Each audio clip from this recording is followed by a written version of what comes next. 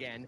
Whitty, I mean, we were beating the Bills when Whitty joined. I mean, Whitty's skating on him being the reason we lost that Bills game. Oh, my God. Wait a minute. How have we not talked about that? That game, the Dolphins were leading that game. Whitty shows up, 92-yard punt return for a touchdown. Fuck all the way off, Whittingham. We're up 14-7. He's with us 7 minutes, and then we're down 21-14. I mean, Jesus. But also, these individual results that people have pointed to the Titans game, and look, maybe if they were playing the Bills at home or Pittsburgh at home, it would have been different. But ultimately, you're delaying the inevitable, which is you have to beat a good team at some point. And the Dolphins only beat Dallas, who just had the humiliation of the weekend. That's their good win this season. It's Dallas, and it was Jason Sanders. Dallas is good. Jason Sanders did. And by the way, I thought the stat of the weekend was was Adam Beasley tweeting out in the 6 games against playoff teams this year, Tua went 1-5. Completed 65% of his passes, averaged 6.9 yards per attempt, 7 touchdowns, 6 interceptions. And welcome everyone to another broadcast of the Sports Gurus channel. Is in week number 7 of the 2025 NFL season on the Madden 23 simulation season engine. I'm your host, Sports Gurus channel. Now let's get on the way. Does McDaniel pull the McVay move, getting rid of the quarterback that he was brought in to fix, to bring in his veteran quarterback that he actually wants? Man, what do you, I don't. That's an upgraded quarterback. I don't. We can talk. We can have the conversation about what Tua's worth is. We can have that conversation. We will have the entire off season to have that conversation. You do understand why I would object just slightly to the idea that the cold weather game where you have 1,000 injuries on defense is going to be, if they'd won that game, you wouldn't be saying any of that. They didn't win the game, granted, but cold defense on the road, if they win the Tennessee game, I don't think anything looks like that. And so I would just say slow down, right? Because the Chicago Bears have never had a quarterback as good as the one they presently have. Jay Cutler's their best quarterback ever. They're hard to get no matter how easy the Packers make it look. And you don't just throw away like, I'm not saying you can't do better, but it wasn't but 6 games mixed up in like a Chicago book. was like, yeah, get Fields out of here. We need May. We need Williams. We need to get rid of Helps. Spagazzi said that. Get rid of Fields. So now you're taking a Bears team that hasn't won shit with Fields, that hasn't won anything with him, and saying, let's have him so that we can have an argument not unlike the one we have about 2 or 3 or 4 years from now, because they didn't figure it out with him either. But Justin Fields on the Dolphins with Hill, with Waddle, with that running game. Do the Dolphins beat Kansas City? Do they beat Kansas City? Yes.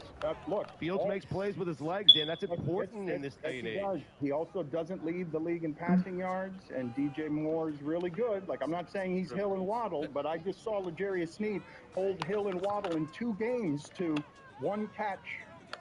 Like one catch. It's Hill and Waddle. Like, I'm watching Deron Bland in the Dallas game. He led the league in pick sixes. He's targeted 6 times. He allows 5 catches for 130-something yards and a touchdown.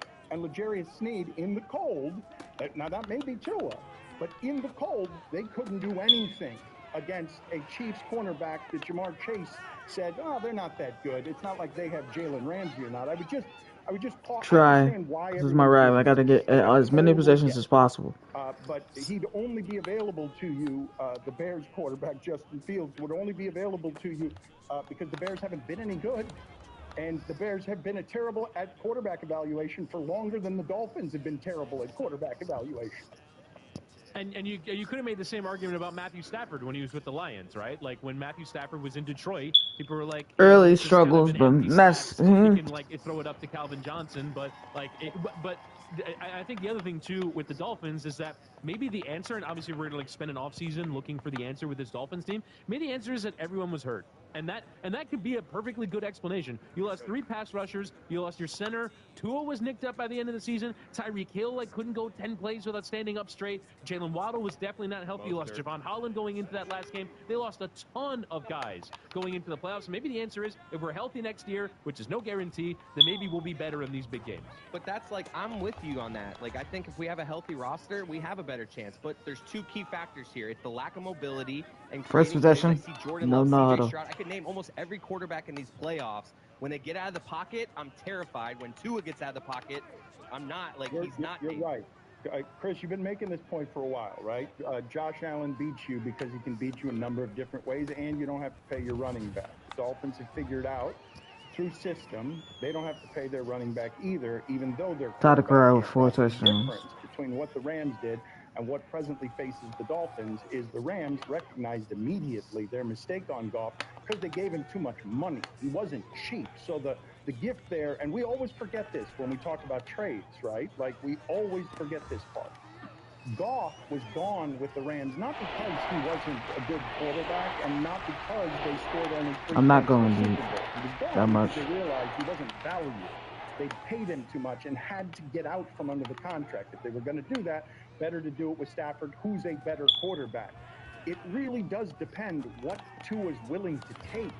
It depends on how self-aware Tua is about, no, I'm not going to set the market. I like this coach. I am comfortable here.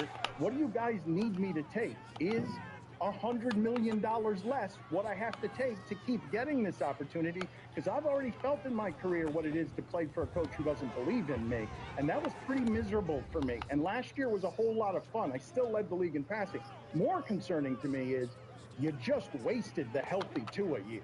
You just wasted it. We're not certain there's not going to be more, though, Dan. Like, he did do the most important thing that we were looking at headed into the season. Learned how to fall. He learned how to fall, yeah. I know, and they system designed protection around him. We wasted a healthy Tua season when, if any of us had to bet, will he play all the games this season? Like, I don't think any of us would have been comfortable making that bet before the season. Well, I think Tua would be crazy to forego. Why did the ball come out of his hand like that? That's the point that I was going to make. If you're Tua, he's deserved it. He had a good season. Totally. They got injuries at the end and a bad weather game, and he didn't play that well. But he earned whatever it is he's going to. But he also just saw how he plays in cold weather, and he sees how all these mobile quarterbacks are around him. Like, I get it. Obviously, his agent is gonna no, we're not taking any discounts. Like, I get that part of it, but there is an aspect of Tua being like, okay, Josh Allen, he's better at this than I am. Let me stop you guys here, okay? Because yes, of course, I'm not advocating for a hometown discount here. I'm not. I'm advocating for self-awareness and happiness. What's the value of having a coach who believes in you and builds a system around you and refurbishes you when the previous coach wrecked your confidence, made going to work unhappy, made the huddle a place where you didn't feel safe? I don't know what that's worth. I'm not advocating for him to take pay cuts. I'm asking if he wants to look in a mirror and agree with some of the things we're saying, because Jared Goff did become the highest paid quarterback in the sport. Like, that's how that happens. You keep escalating. I don't think there's going to be that kind of market for Tua, though. And I don't think the Dolphins are going to have to make him the highest paid quarterback in the sport. I do not. I think, I don't know about highest paid quarterback, but pretty well up there. And I think, to Sugat's point, not just about the statistical resume that the agent walks in with and says he led the league in passing. Look, this is worthy of being up there in terms of being paid, but also he's coming off a year in which he had 3 concussions, and so long-term financial security, the fact that he was able to have the season that allows him to get there now is massive. All right, you're the agent. Go ahead, you're the agent. I'm the team. He's cement-footed. He can't move out of the pocket. He led the league in passing. Okay, well, this is a dual position now, and we need people to be mobile. He led the league in passing. Okay. You guys you are having the understandable argument. I'm legitimately asking you the macro question of what price is your happiness worth if the difference is between 150 million and 250 million. I know everyone listening to this is like, yeah, I want the 250 million. But I'm telling you, Stugotz, and I don't need to tell you this because you know how hard the last couple of years for us have been. $50 million is a lot better than what it is that we were making at ESPN. 20, 25, 30, 35, 40, 45, 50, 45, 40, 35, 30, 25, 20, 15, 10. Werner's just so fucking slow. Happiness is something that you cannot buy, and you guys cannot convince me that he doesn't understand how miserable he was when Brian Flores was his coach, and there's no telling whether he can end up in another constipated system that doesn't know how to use him and gets him hurt. I really would love to have an honest conversation with him about how unhappy he was and how happy he was and how much he thinks he's responsible for that and how much he thinks the organization and coach is responsible for that. Because if he's self-aware of that, I will tell you, The agent First 2 possessions, I just didn't want to use him. auto. And so what he says to the agent is, yes, get me the most money, but I want it from them. I don't want to be anywhere else. You can pretend I'm going somewhere else, but I want the money from them. There is something to be said for playing in a place that you love. He loves it down here in Miami, playing with teammates that you love, having a coach build his entire offense around you so you can have success. There is absolutely things to be said for that, Dan, in a positive way. And maybe he will give them a little bit of a discount, but not $100 million. Those things are not worth he has one shot at this massive contract, and he should maximize the amount of money he's going to make. But there is something to be said for all those things you pointed out. But what if Belichick's the coach? It's just a number I was throwing out there. I don't know. I do think it's actually interesting for us to discuss what the number should be, where it is that I would, if it's not $100 million, because I'm just throwing that out there. Obviously, that's the jarring thing to say. I don't Honestly, I felt like I didn't do well enough. They assign value in their building. I got lucky with the fumble, this year. But They extended Chubb for this year. They got Jalen Ramsey for this year. They thought they were close, and they did it for this year because they have a quarterback at value. If you lose the quarterback at value, you lose some of the pieces that support the quarterback. That's why Kansas City is weaker. That's why my head is hurting. I don't feel like going crazy right now. They paid their quarterback in Kansas City, and Tyreek Hill said, deuces, I'm out. And I'm out as fast as I run on the field because I want my money over there. You've got a very small window here, Stugotz. I don't know if it's years. You might be able to do something with years. If I were to, I'd want length. I'd want guaranteed money. I'd want things that protect me on the front end and give me the security, that give me the leverage over the organization. I'd give money in exchange for that. I'd give money back in exchange for give me some guarantees because this thing is dangerous and I'm 1/3 down away from not being able to do this anymore. So to me, all of this is super fascinating, and I do believe, I may be an idiot about this because I'm not out here advocating ever for athletes to take less money. But I do believe that Tua has some self-awareness of why. I mean, we all do, Stugotz, of why he was that good this year. If you'd asked I'm surprised P. Warner went with the fade. If you'd asked Tua, if you'd walked in at any time he was around Brian Flores, and there was just an icy mist around Brian Flores, the way that those windows were behind Taylor Swift, frozen, like physically, you couldn't look into Brian Flores' office because he had like a darkness shield over the glass. Tua was on the outside of that. If I had asked him then, hey, 2 years from now, you think you're going to lead the league in passing? Like, you think that you're going to be the best quarterback in the league when you're filled with doubt and fear and don't seem to have the support of your organization? My guess is he's learned something from that. All I saw on Hard Knocks was that dude talking about how happy he is. Like, all I see him quoted on is how happy he is. Now, obviously, success has something to do with that, but I don't know how much he thinks he's responsible for his success and he thinks others are responsible for his success. But he was playing a different style of football this year, Stugotz. A different style. They built everything around him. Like, there, without exception, everything that was... Yeah, that was not a good read whatsoever. So he felt the comfort of the huddle. All right, it's settled. So Tua's going to take $100 million less. Now we're going to take a quarterback late in the first round. We got to find our next. Who's the next Jordan Love? Yeah, someone to push him. You have to. Bo Nix? The Packers, about Michael the Penix? Texans, the Niners, they're set up for the next 5 years. Oh, then it's like 2 lefties, and we got like the same system going. Penix, yeah, you're replacing lefty for lefty. And by the way, like the average annual, if you look at like the top kind of 13 quarterbacks right now, you're starting at $40 million. In terms of average annual value. So you're going probably from, like, if we're talking about Tua, like Kyler Murray's on 46, Deshaun Watson's on 46, Stafford's on 40, Daniel Jones is on 40. Obviously, the Giants have come to regret that. That was a 2-year deal. Right. I mean, theoretically, it's a 4-year deal, and they say it's an average annual value of 40. Derek Carr is on 37. Dak is on 40. Russell Wilson's on 48. He's not taking less than Derek Carr. He's going to be like, not taking less than Russell Wilson. Right. So we're talking about like 47, 48 million a season. I could keep Tua at that Daniel Jones, because that's over. Like, he's not. You can't make the argument that Daniel Jones deserves that. I'll like right there at that 40 million mark. I'll take that. Well, but that is where. That's nice of you. He won't.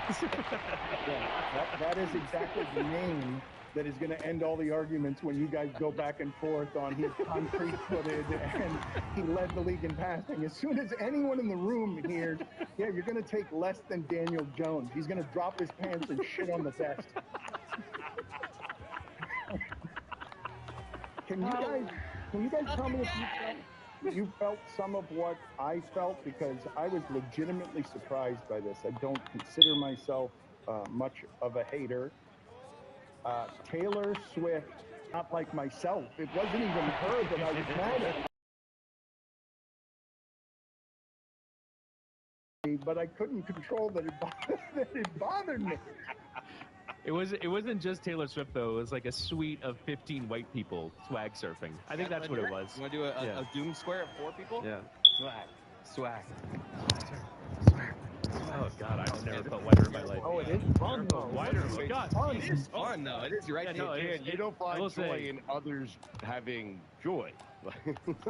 Well, it's like there's a significance of that song to the Chiefs. There was a clip that went viral of one of their players asking a staff member, "Hey, play Swag Surf. It really gets us going." And they did get going after that. It might have been like the turning point of their season. The stadium DJ playing Swag Surf, but yeah. I don't care how white you are. When that song comes on, you gotta do this. Like it's totally. Like, even Kelsey's mom was getting into it. What was Dan objecting to? That she's not really a Chiefs fan. Kind of Taylor come lately. Well, Dan's not alone. The internet did not like that. No, but let's just slow down, okay? Because I don't like the internet as my ally. I want to explore this. I want to explore this with you guys because I have not explored it.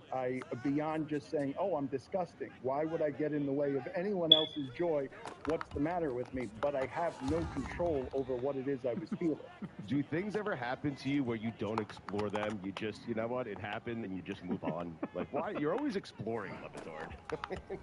I could just do a bunch of drugs and not ever think, but that's totally not the way that I want to do it. You've got that lane closed down for me. It's easy. But anyway, we can't have 2 of them. Like it's one of them, you know how Mike and Mike did it? One of them's a former athlete. The other one's a metrosexual. Like that's what we're doing. One of them thinks too much. The other one does copious amounts of drugs. He doesn't care about anything. He doesn't want to think about anything, and it shows in every comment that he makes. Coach. What do you do? What do you do? What do you do if he? What do you do if Don Yee calls you? That's been your move for 10 days. Someone answer it. And none of you are actually answering my question because the internet did react that way to that. But you can't tell me that Taylor Swift isn't liked. That's not something you can say to me. I think we're on our way to Taylor Swift not being liked by football fans. I think caveman NFL fans that only are interested in the toughness of men tackling each other in negative 27 degree weather are the only people that are actually bothered by this. It's like this invasion of no, don't come into our thing. Our thing is man stuff. Don't bring your Taylor Swift into it. There's a territorialness here that is definitely at play. But I think it's delightful. From where we went to that first game, which was Chiefs Bears in September, it's like, oh wow, Taylor Swift is there. To now, she has a bespoke Travis Kelce jacket that Kyle Juszczyk's wife made for her. She is fully into this. She is not renting NFL fandom, and the NFL's not renting Taylor Swift fandom. This is I'm really into this, and I really like this, and I'm going to go into a freaking stadium that's negative 27 degrees. She didn't have to be there. It's negative 27 degrees. She wanted to be there. It's cool. You are so right, though. Every time, if you're in a group of 10 people, when they show her, oh, it's another Taylor Swift. Blah, blah, blah. Taylor Swift ruined the Chiefs season. Blah, blah, blah, blah. I look over there. I'm like, what are you doing? Why does that bother you so much? Well, hold on a second. I understand that. Let's explore. I didn't like myself very much, and it did bother me. I sound like Tony Dungy, who said this is why NFL fans are disenchanted, and I'm looking at him like, what fans of the NFL are disenchanted? When you're outline. There's no disenchantment anywhere, as Pretty far much. as anyone can see. Classic Dungy. And I didn't like my ally on that one, where he's like, get Taylor Swift out of my game because I want just games. It was like hearing Stan Van Gundy complain about T-shirt cannons when he's trying to coach the Orlando Magic. Steve Kerr complaining about the music in the Suns arena. People always bitching about I something. want everyone in the stands to just be obsessed with Rashard Lewis off the pick and roll. That's all I care about. What? I don't want T-shirt cannons. I don't want DJs. What am I doing there? Like, because it didn't happen to any of you? You feel me? Look, I come back. Y'all start talking about swag. Taylor Swift, salute to Taylor Swift and all the Caucasian mountains, everybody who did that at the swag surf. It is allowed. I speak for the black community. We don't get mad. That's the best form of flattery. Imitation. Come on. Don't get that hate out your heart, brother Daniel. You feel me? You are absolutely right, Juju. I'd like to get the hate out of my heart. I wish I were as positive as you are, and you have had all of the best comments in the 2 hours that we have been doing this today. But what I'm telling you is, I didn't invite that hate into my heart. I don't want it to be in my heart. I tried to put it away from my heart, and the only choice I've made here that's the foul one, and this is the choice I had, is do I admit it or do I not? I've now offered it to the internet.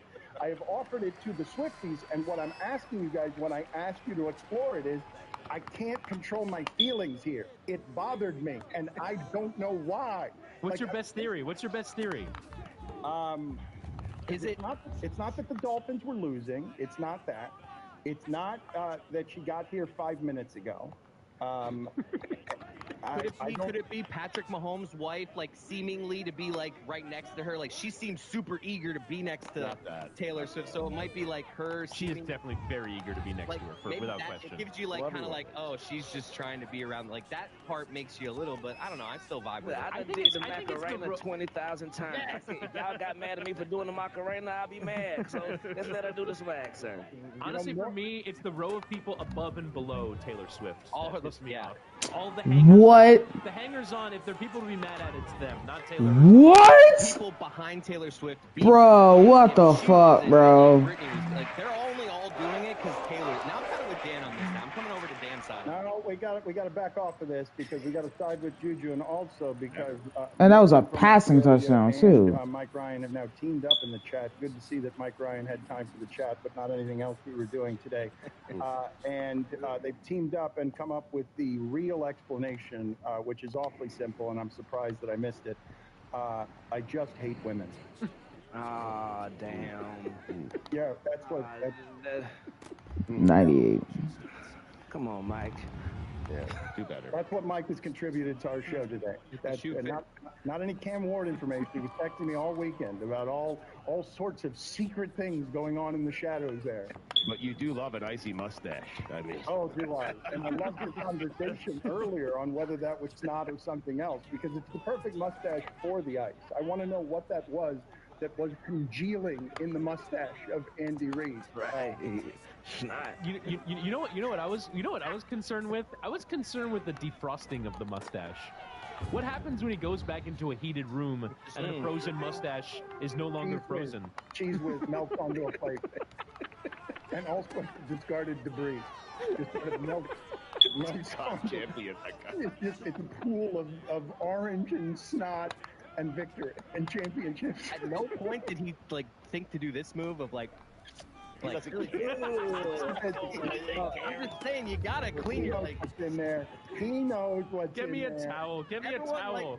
But like everyone likes their own brand. Everyone can kind of do the coating of their upper lip with like yeah, just one of those is all you needed, Andy. There was a guy. You never thought to do one of these? Yeah, there's one of those bad boys. Sleeve on the nose. He would have started bleeding. Yeah, they're icicles. Icicles breaking off. Yeah. My father, when we were younger, there was a man in the neighborhood who had a similar mustache, and my father liked to make fun of his mustache by saying, and I don't want to say this is true of Andy Reid, but it just made me think of it. Old Norm over there, Norm, he's been looking for love in all the wrong places. That's what he said. What are you shaking your head about, Juju? It's my father. Take it up with him. Everybody loves him. It's not my commentary. I'm just betraying my father on it. And Norm. Betraying Norm. Norm Shear. He lived like 7 houses down. Somebody in the comment section just said, did Chris Cody just say that everyone enjoys eating their own mucus? No, first of all, usually it's like water. It's not. It's kind of what you said. What situation is someone have their beard filled with mucus? Like, you guys think those were all boogers? Yes. It was just. In what situation does somebody have a frozen beard? Like, this is not normal. In the cold. Well, what was it? What we are agreeing that it came from the nose, that the liquid that then leaked down and became icicles hanging off of a roof. There are two options, right? Fuck. Like it's either his boogers or it's something that he drank and it just kind of stuck to the mustache. Yeah, who would drink a squeezed water bottle in negative 27 degrees? I saw a viral video of someone opened a cooler at Arrowhead Stadium, pulled out a bottle of water, and the bottle froze within 5 seconds. So there was no water coming out of bottles in those circumstances. So you have the realistic possibility. Like what you actually think happened is in the middle of the game he went. Nah, this is what happened. Your nose drips sometimes when it's cold. The whole game, he got that cardboard in front of his hands, the laminated sheet with plays on it. So he's covering his mouth the whole time, and that heat is going on. So look at the damn glasses. This be happening to his glasses like that. That heat was just freezing. Right. Lip sweat we have then. There's frozen sweat. Stugat said there were only 2 choices, and Juju chose a different one that wasn't the 2 and is the more correct one, which is it is probably his breath steaming up in front of the laminated play sheet that for years we have said looks like a restaurant menu. And it did. It froze his mustache. That's exactly what happened. That was not mucus. That was not snot coming out of his nose. Snot rockets. Just one of these, like what he said. That's all it would have taken. Mike, why don't you come in here on the Zoom and talk Ratko Gudas? Go ahead. Come on in here and just come on in here and talk Cam Ward. You're lurking in the shadow of the chat. We all leave and let Mike just do like 10 minutes straight on Cam Ward.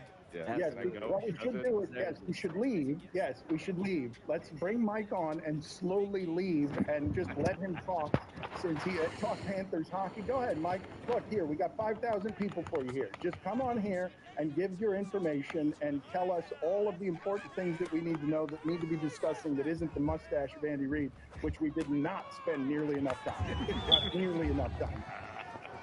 We'll wait. We'll wait. We will just sit here and wait. He's watching his daughter. Oh, that's too bad. Watching her so well that he can't stay out of the chat. With all the commentary that I'm hating women because he's too busy loving them. Because I had a visceral reaction. I'm watching my kid too. Bracelet? Shit. She's outside driving the car. Actually, I think I do need to go. Wait. Bracelet? All right, we're good. All right. We weren't supposed to be working today, so we will see you guys tomorrow. Thank you guys for working and really kind of blaspheming against Martin Luther King and his memory in general by not taking the day off in his memory. Not you, Juju. Thank you. It was the rest of us who blasphemed. You were respectful. Mike, you're welcome to join here. We will leave the Zoom open. If anyone wants to linger, we will leave it all open for you, Mike. You can join from wherever it is you are since you're so busy distracting me in the chat. And thank you, Whittingham, for making the time. Thank you guys for working today. I know we weren't scheduled to, but we wanted to do that for the fan base. So thank you, everybody. Hey, it's Mike Ryan. I love football, and I love Miller Lite. Why do I love it? I don't understand why I'm fucking struggling with the damn Falcons. It tastes like... I don't care about this product. And it carbs per 12 ounces. You're listening to DraftKings Network.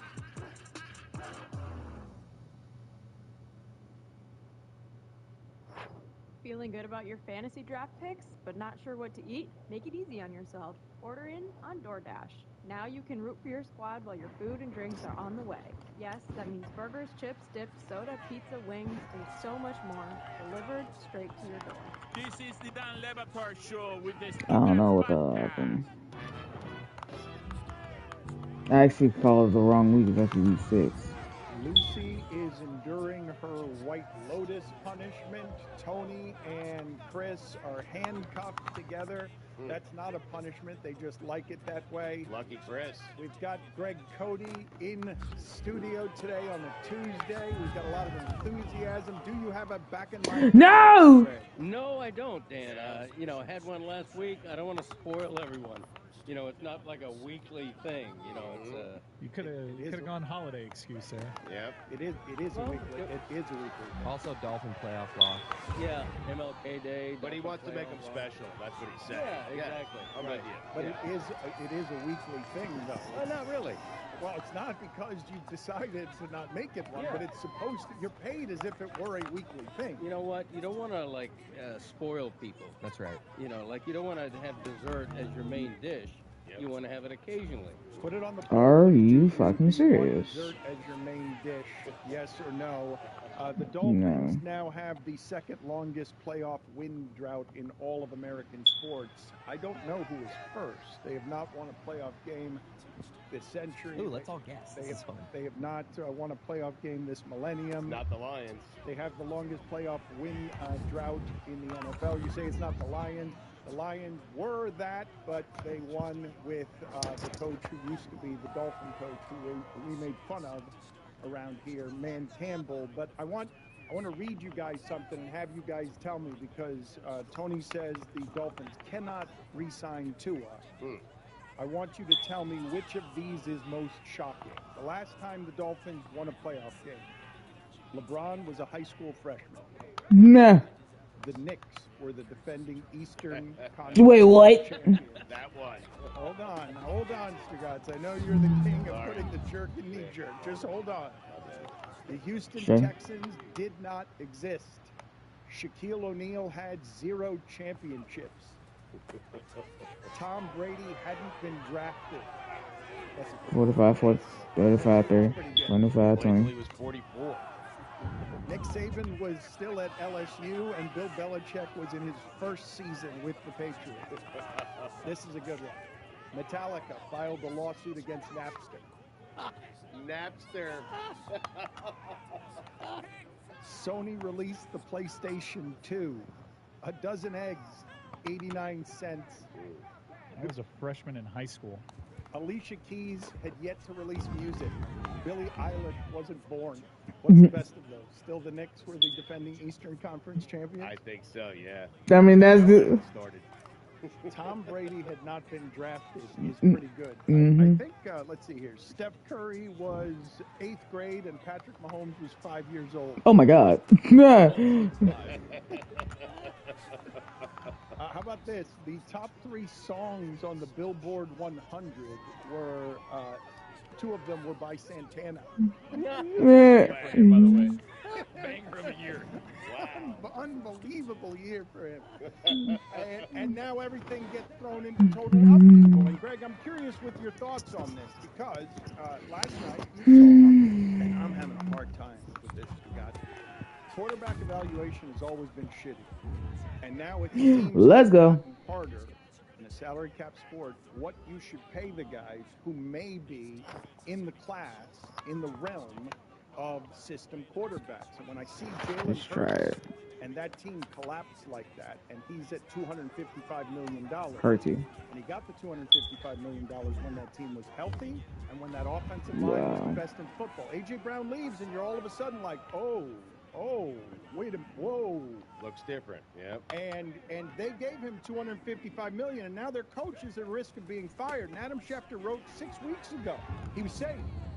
But things change, because that collapse, I talked to Dominique about this on air last week, and I said, when's the last time you saw this? And he said, well, you see it every year. And I'm like, I don't see that every year, where a team I thought was the best in football is losing to Arizona and the Giants, and then getting slaughtered when they go to a Tampa team that we know is just okay. Like, that I don't see every year.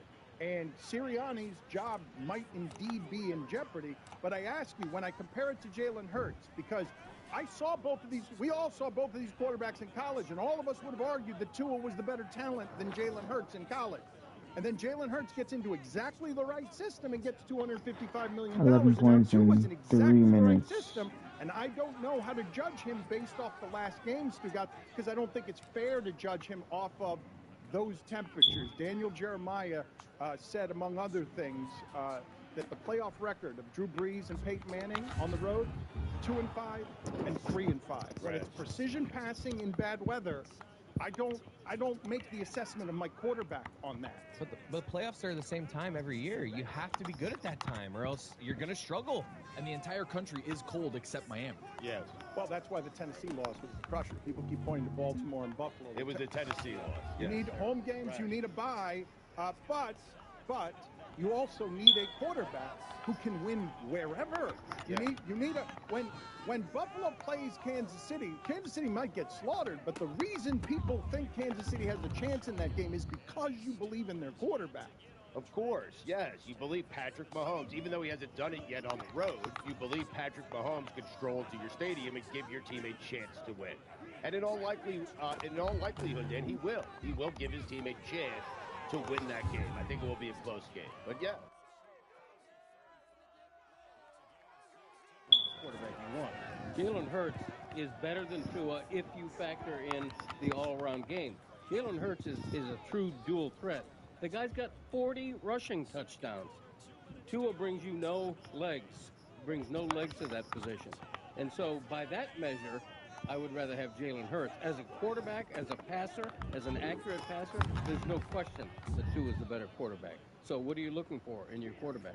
Greg, the thing is, when the pocket breaks down for Tua, he doesn't have the ability to go to a second read in a way that Jalen Hurts can extend the play, get out of the pocket, and make something happen. I know this year has been tough because he's obviously hurt. Their offensive line isn't that good, and I think Sirianni's been exposed as he's had really good coordinators in the past. Look at Shane Steichen doing a lot of good stuff in Indy, and then Jonathan Gann on the defensive side over in Arizona.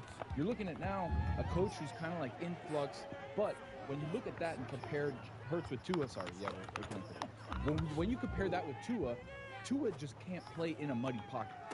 One of my favorite pastimes is finding out how right I was. I went back into a group chat that I had with you and Mina, and I said the Eagles run something very basic. They did all of last year. What set them apart was Jalen Hurts' decision-making, his precision, and it's only a matter of time before the NFL catches up to that. Now, it's very convenient to put it on the quarterback not happy. In offensive and defensive coordinators there, but that is a one interception for Desmond Ridder and 2 fumbles. I don't know how many times I've watched the Philadelphia Eagles this year and seen 2 receivers within 3 yards of one another. And I know A.J. Brown gave voice to improvising and a lot of wide receivers in that system having freedom to do that. It's a disaster. It's the NFL caught up in a season and a half. And what set Jalen Hurts apart was just being super decisive. And when his protection isn't there, when people aren't picking up blocks. When A.J. Brown isn't there. That's huge, too. That's huge, too. No, it's giant. It's not. No, listen. Jalen Hurts got paid when A.J. Brown got there. A.J. Brown changed everything about our values on Jalen Hurts. Everything. Because a legitimate number one turning Goddard into a number 3 was something that made Jalen Hurts worth $255 million. Jalen Hurts. Yes! He caught it! Down at the line! Playing Patrick Mahomes in a Super Bowl. Like, I don't know what we're doing here with Jalen Hurts. I think A.J. Brown not being there really hurts him. What we're doing is, I think I'm drawing a comparison to how the RPO took over the NFL early on. And Colin Kaepernick looked unstoppable. And then you saw very smart defensive coordinators in this league catch up. It's what you do after defensive coordinators adjust in this league. It's also, by the way, 86 yards and 58 seconds. Our analysis of this stuff gets real shitty when we make it about the quarterbacks and winning and losing, and we forget what was happening to Philadelphia at linebacker. With their injuries, they couldn't defend or cover anybody. And what happened to the Dolphins with their injuries? And then everyone spends the entire offseason, because no one collapsed harder than the Dolphins this season except for the Eagles. That's a historic collapse to go from 10-1 to losing at home to bad football teams at the end of the season in games only you need. Like that is not something that I see every year, and it makes Jason Kelsey retire, and it throws Sirianni's job into jeopardy. It also feels like we're going to hear from Jalen Hurts' agent at some point this week about it's more than just his finger. He's more injured than you even thought. That just feels like agreed. Yep, today. Yes. Nobody wants to talk about injuries. Debo Everybody Packers. thinks injuries is an excuse. Don't even bring it up. The health or lack of health is what cost Philadelphia Don't bring it up. to a large degree, and It it's cost what the cost Dolphins. Miami. Yes. They had a 36-year-old linebacker who had been with the team for a week, covering a fast tight end deep in that game. That doesn't happen if you're not decimated at the linebacker position. They had 25 sacks sidelined. 25 sacks. Was not playing. You're talking about the Dolphins? Game. Yes. I thought you were talking about the Eagles. Funny how the injury conversation doesn't apply to the Buffalo Bills. It applies to everybody this time of year. It's just totally omitted from the Buffalo Bills' late season turnaround. And they lost another defender yesterday, by the way. Lucy, how do you feel about your costume? I don't love it. I don't have to wear the wig, which is nice because my ears are too big. So when I wear the wig, probably 5 minutes into wearing it, I'm like, I can't do this anymore. Like, I'd rather just cut my ears off. So they're large. They're large ears. Like, you've mentioned this before. You've mentioned that the ears are something that you've mentioned as you've celebrated them while also not liking them. Well, I can't do it. I mean, I guess I could do anything or do something about it, but they're my ears. This is what I have. They look great. Thank you. Yeah. I have the biggest ears on They look great. Really? Oh, Cody ears. Yeah, they're unbelievably Can we have long. an ear off between you two? Yeah, I challenge anybody to measure my ears against theirs. I don't think that's fair because your ears never stop growing, and you're a lot older than me. Also, one of my ears is slightly deformed. So I have like an ear that sticks out, and then one that's like close to my face. It's an ear off. Yeah, I'm happy to. Damn it, I was trying to throw it away. Chris, did you hurt Tony? Yeah, I tried to throw my arms up and say, it's an ear off, and I hurt Tony. Dad, why don't you show the audience your left ear? They had a shot of your left ear, so keep your right headphone on, whip open your left. Jesus. The other left. Give him a second. It's early. Look at that bad boy. That's an ear. The key to the Cody ear has that crease down at the bottom. That's a thing that all Cody men have. I'm developing it still. Like, you can kind of see in my ear that it's not fully developed yet, but you can see that the crease will eventually be there. Is it the ear and the nose, the human body parts that continue growing all It's not the penis. The hairy areas. That's what the Codys call them. The nose and the ear. Hey, it's Mike Ryan. I love football. Bro, what the hell? I love Miller Lite. Why do I love Miller Lite? Well, the dependable flavor, the fact that it's a beer that tastes like beer, the fact that when I'm having Miller Lite, I don't have to think for 1 second about the beer that I'm drinking. This shit's ridiculous. Delivery options near you, or you can pick up some How do you bump into each other like that, bro? Tastes like Miller time. Celebrate responsibly. Miller Brewing Company, I Milwaukee, hate Wisconsin. 96 calories and 3.2 carbs per 12 ounces. Fucking hate it. Don Lebatard. That kind of thing. I love that sound. Is that a bassoon? What is that sound? Oh, it's a tuba. Is it a tuba? I believe it's a tuba. Are you sure? I would be very interested to find out. Are you fucking serious? I think it's a bassoon. I love woodwind. Yeah. Who do we know who's the music version of Ron McGill that we could have on? I think it's a buffoon. To hear that sound and to idea. Stugats. I mean, I heard that, and I think I was the butt of that joke. That was Billy. No, prior to that, I'm going in chronological order. Yes. Keep up, Dad. Okay. This is the Don Lebatard Show. Are you fucking serious?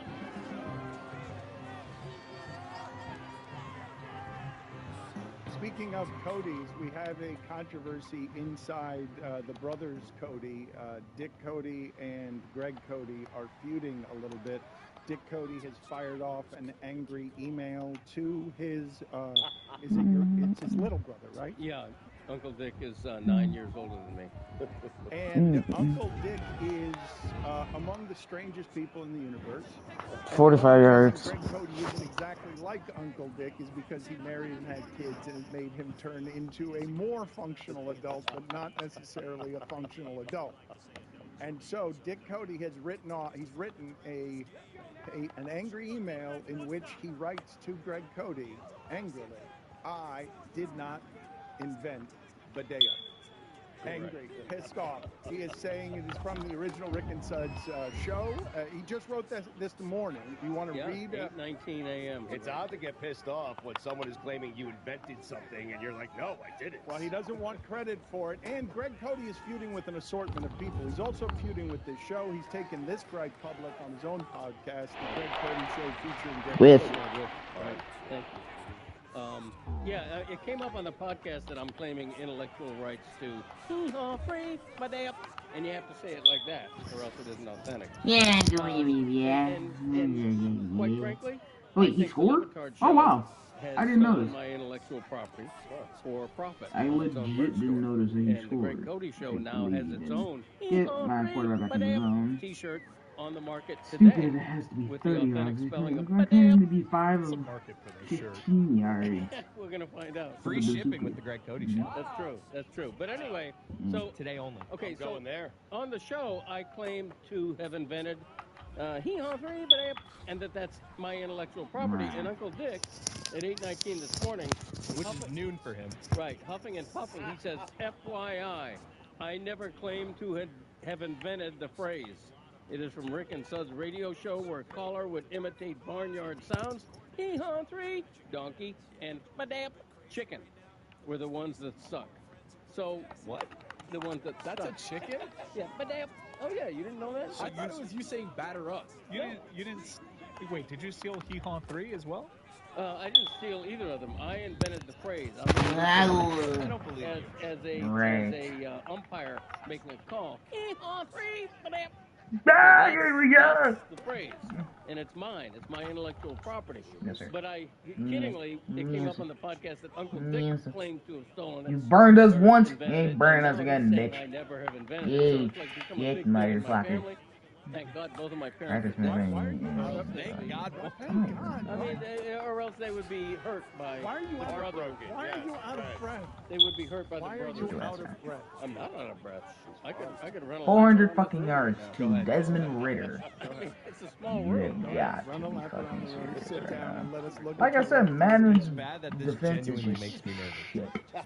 It's not even good, you know, it's just pure shit. And it's not me. It's not just me, it's other gamers that are the same And I'd issue. like them to He has get asthma. this. I'd Not like him to then that's sit down and get his possible. breathless Dolphins analysis. I think we But got enough. I Two got laps, Steve we'll be tired. on the corner. One more, Greg. One more. We and might then- kill him. One more, and then give the eulogy. Slowing down. Sit down and give the eulogy to the Dolphin season. Everybody get out of the way and let him breathlessly eulogize the Dolphin season. Okay. Getting the headsets on. I mean, hang on. Take your time. We alluded to it earlier. Only the Eagles out-dolphined the Dolphins in terms of taking a super promising season and just turning it into a pile of shit. That's what the Dolphins did. It's not a successful season. We can't even pretend. I guess he's been downgraded to a superstar, I guess. Everybody still think they just beat Dallas. Everybody's thinking, we can, AFC Championship game or bust. It was bust, and it happened last year, where they went from 8-3 to 8-8. It happens this year. There's a problem with this team closing. This team cannot finish. There's something wrong in the DNA. And as I mentioned on God Bless Football, I can't believe that he doesn't realize what's the funniest thing about what he's alleging there, which is that the Dolphins won the Super Bowl again the next season. No. That's the curse, the back-to-back Super Bowl. Yes. Well, but you said the perfect season. Well, He said the but perfect season curse. it's- They arguably had a better team the following year. They did. It's known as the perfect season curse. Because Well, it carried over. No, It carried no, over. But they won. I know, but it carried over. But they won. You know what he's talking The about. curse Going back to a time. Don't you get it? The curse is the back-to-back Super Bowl. Dan, keep up. They won the Super Bowl the following season after having the perfect season. I know. The curse started the next year. The curse was the back-to-back. Do me a favor. Do me a favor, please. Gather your thoughts on Tua. Take 3 more laps. And No, Dan. No. What's the payoff here? 3 more breathless coverage. Do 3 more laps, and in the interim, let's filibuster. Just if you don't mind, let's filibuster while he's jogging around the studio. Right. Stugotz has just told you he's got every opinion on everything. He's taken every side. So he has said he doesn't fear the Chiefs in any way, and also has said the Chiefs can beat every. 2 reverses. Jogging 3 times around the studio, and then tells us what the Dolphins need to do regarding Tua.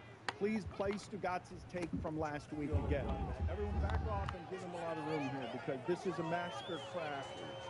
Backwards, Dan. Not backwards. It's a sculpture. Not back. Everyone out of the way.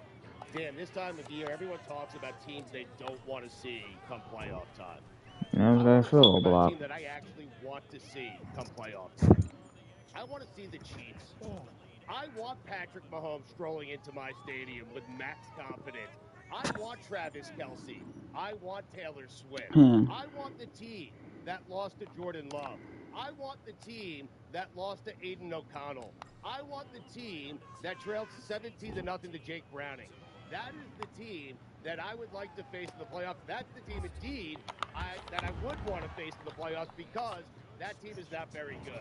I have been saying for years there is something off in Kansas City. Last year, that take didn't go so well for me. They won the Super Bowl. This year, it's going very, very well. They are 10-6. They're down. The offense is not what it used to be. The defense doesn't travel well. They're good at home, not great on the road. If I'm a playoff team, I don't want Flacco. I don't want Mike Tomlin. I don't want any of those teams. The teams that I want, Kansas City Chiefs. Shocking. I would rather Kansas City walk into my stadium than Cleveland. I want nothing to do with Flacco. He's won a Super Bowl. He's done it on the road. And they have a great defense. I want nothing to do with the Cleveland Browns. I want Chiefs. I stand by them. I do. I think the Bills got a big break. Like, they're not getting C.J. Stroud and the Texans. I mean, that kid is good. He's young. He doesn't care. He doesn't know any better. He might beat Lamar Jackson and the Baltimore Ravens. I would rather have Kansas City if I'm Buffalo than have the Houston Texans. I can hear my dad breathing. Yeah, Well, when you don't hear me breathing, then you got a problem. What the hell are you talking about? Right. I mean, It's a good day. Every day you hear him breathe. Exactly. Yeah. What do you need? Who needs me? Listen, this whole argument about whether or not to re-sign Tua is foolish. He's a very, very good quarterback. He's very, very young. Re-sign him. Not that young. Give the man his money. He's 25 years old. He's got miles on him, though, Greg. He's not 25-year-old. Really? Drake London with the catch? I'm willing to go down this path with you, but tell me who the Dolphins are getting to replace Tua, because he checked all the boxes. Pick anybody you want.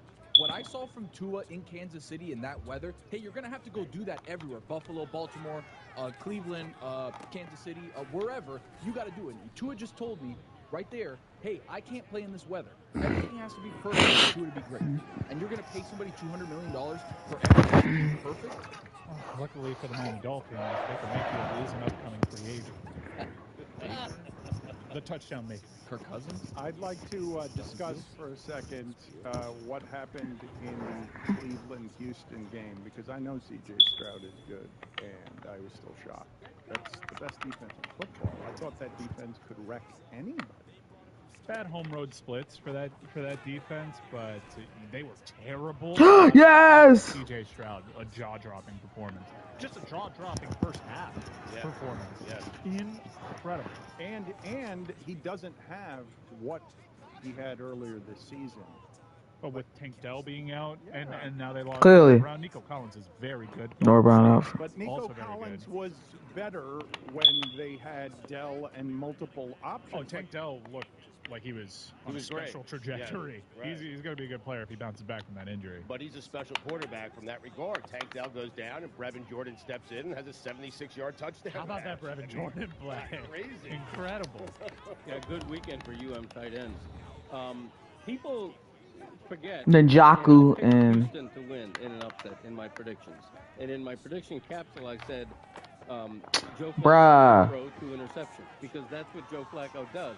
Granted, they were 5-1 with him or 4-1, but he has an interception problem, always has, and it came back to bite them in the ass.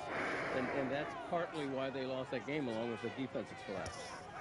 This episode is brought to you by State Farm. You might say all kinds of stuff when things go wrong, but these are the words you really need to remember. Like a good neighbor, State Farm is there. They've got options to fit your unique insurance needs, meaning you can talk to your agent to choose the coverage you need. Have coverage options to protect the things you value most.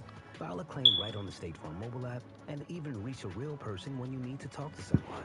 Like a good neighbor, State Farm is there. Slack presents Work Deja Vu. Whoa, 100 yards. Major deja vu. That's not deja vu. You've been approving expense for just 3 hours. I have been here before. Automate away everyday tasks in Slack. Dan Le Batard. So here's the chant. Are you ready? I'm speaking to the rest of the country. You say who? We say hoot. Stugatz. You say who? How did that knock me out of the Zoom? You say who? Come on, Ron. We say hoot. This is the Dan Le Batard Show with the Stugatz. Shit's embarrassing. 5 interceptions.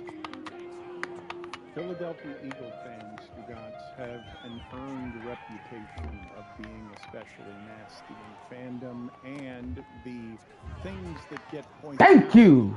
Finally worked on my side for once. Paralysis of Michael Irvin, and they booed Santa Claus. Mm-hmm. And it has been many years since those things have happened. And I think both of them have been topped. I think since we were last on the air, I've seen the worst behavior from fans and booing when they booed Jerry Krause's widow at a celebration of the Chicago Bulls and the Chicago Bulls championship. We will get to that video in a second, but first, I want to go through Stugatz because Jason Kelsey's career is now over. He told his teammates emotionally in the locker room, one of the best centers ever, and I think I can say this, the single most famous center that has ever played football. Yep. Hammer Don Billy. Jason Kelsey is retiring, and I was introduced to Jason Kelsey. First time I ever knew anything about Jason Kelsey was at the parade where they were celebrating the championship, and they gave him a microphone. Everybody wanted it more. And that's why we're up here today, and that's why we're the first team in Eagles history to hold that freaking trophy. 7 years ago. You know who the biggest underdog is? It's y'all, Philadelphia.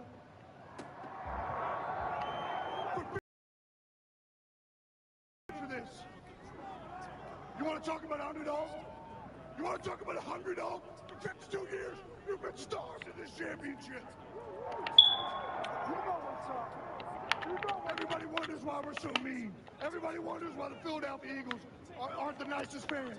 If I don't eat breakfast, I'm pissed off.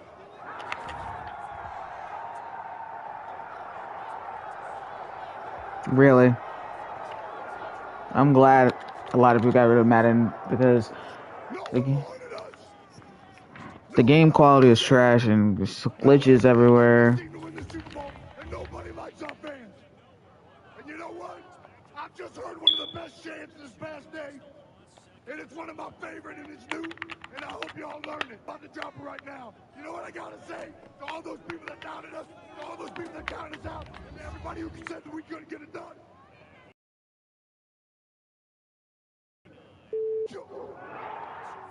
That audio is okay. I realized in the rewatching of it that the audio is memorable to me only because of what he's wearing.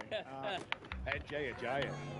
How would you explain what he's wearing? He's a Super Bowl champion. That's hilarious. How, Greg Cody, would you explain what he is wearing to the people? Because I don't know that character. I don't know who he is emulating. I don't know that costume. His face is painted a pasty white. He's wearing a lot of sort of neon green. Yeah, there's a sultan quality to it. He looks like I would say he looks like a medieval potentate, like a medieval ruler from maybe the the mid-1600s. Really? Yeah. I think of him very colorful for that time. It's a colorful country that he leads. He was dressed as something called a mummer. The Philadelphia Mummers Parade is a folk festival that they throw famously in Philadelphia. So he was tapping into the cultural roots of Philly. Not the first time that our ignorance around here has been exposed. It was just exposed yesterday, Stugotz. We've gotten blistered here by social media, and I've got to tell you, as embarrassing as it is to me, I agree with those in social media who have been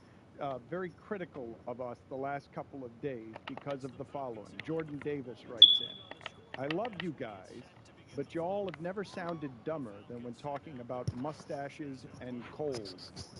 Please, for the love of God, get someone who isn't from the same 5 square miles of the warmest swamp on earth when doing your cold mustache analysis. Yesterday, we talked, and you can check it out if you'd like to. We did 2 hours on a day off. We talked about all the icicles forming in Andy Reid's mustache. And the initial theories were dumb and snot. And it was not in any way snot. It's that laminated play sheet and his hot breath merging to form icicles on his mustache. But I cannot think of something that looks more like playoff football and looks more like Tua can't win against it than the genius of that.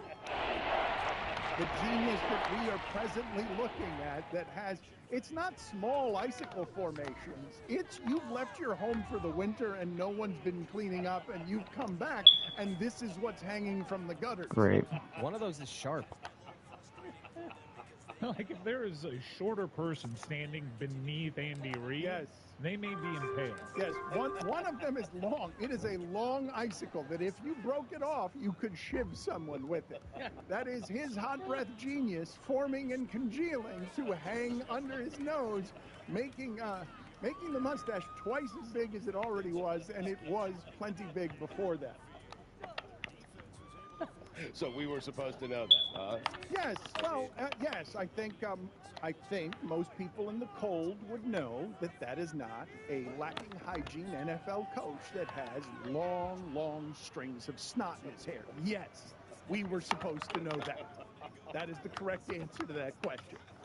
I want to also show you another Jason Kelsey video because this is from their very popular podcast New Heights, where their older brother and younger brother, and Jason Kelsey knew it was falling apart. They could tell. These guys in the locker room knew that that was going to happen to them in Tampa because they had nothing for Arizona and they had nothing for the Giants. And Jason Kelsey had made an assortment of explanations, or what he thought was explanations, and Travis Kelsey hit him with that little brother energy that resulted in this. Miscommunication at the line, but yeah, we do need to figure that out. Choo choo, choo choo. Hear that? Is that the excuse train? Is that the excuse train coming in the Eagles locker room right now? Guy, man. So moving on.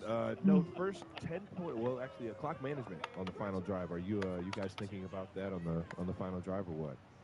No. Where do we just go? What is it? What just happened here? I might need a second.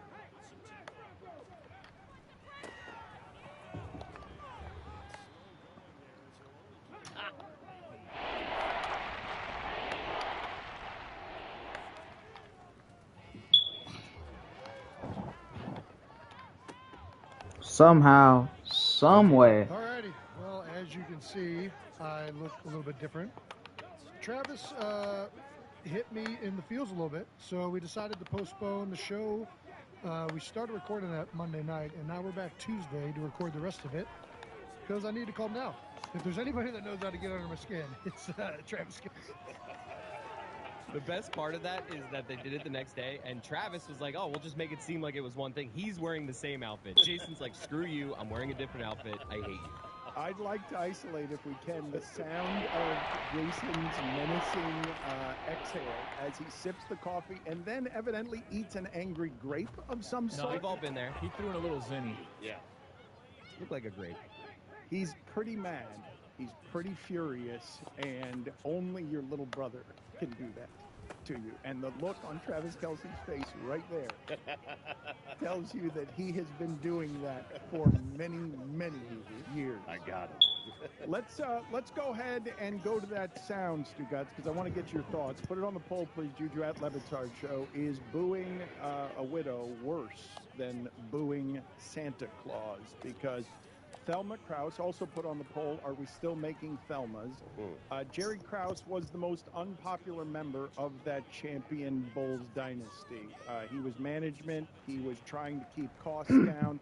And the players really hated him for being the front man for organizational. Oh, I got a Landry 100 yards. And Shit. the Bulls were like, organizations win championships, not players. So, Wait, how many yards does he Dennis have? Rodman could not be there, and the fans booed Jerry Krause's memory and Thelma Krause. This was brutal to watch. I felt so bad for her. She is there to celebrate her late husband, and Chicago fans did the unspeakable. I haven't even got him the ball. Ah, shit.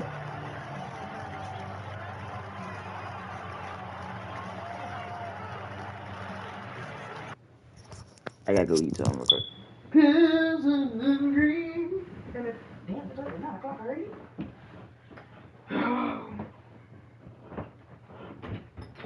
I'm sorry. I gotta get Landry the ball.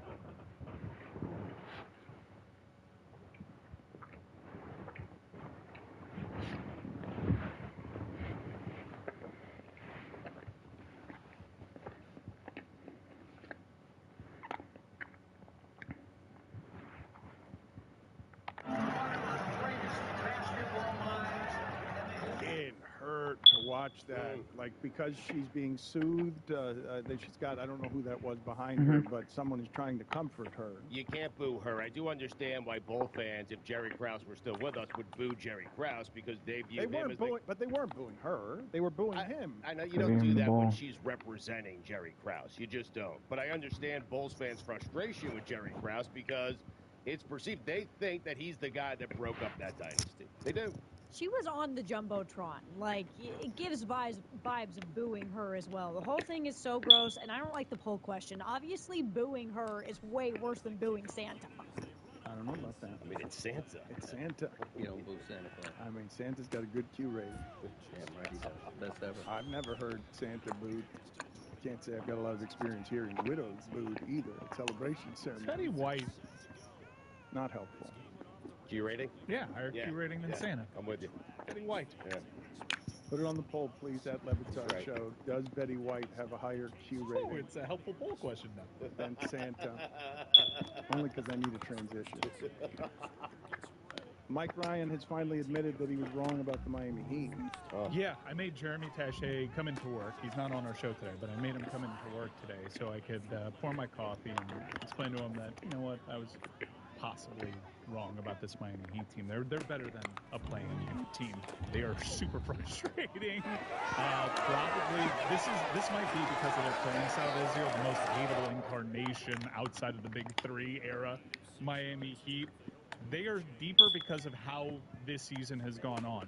So kudos to you, Jeremy Taché. I lay my sword down. They are better than I thought. I think it's Jaime Jaquez Jr. that's the real key there. I think that dude is 400 legitimate yards. good.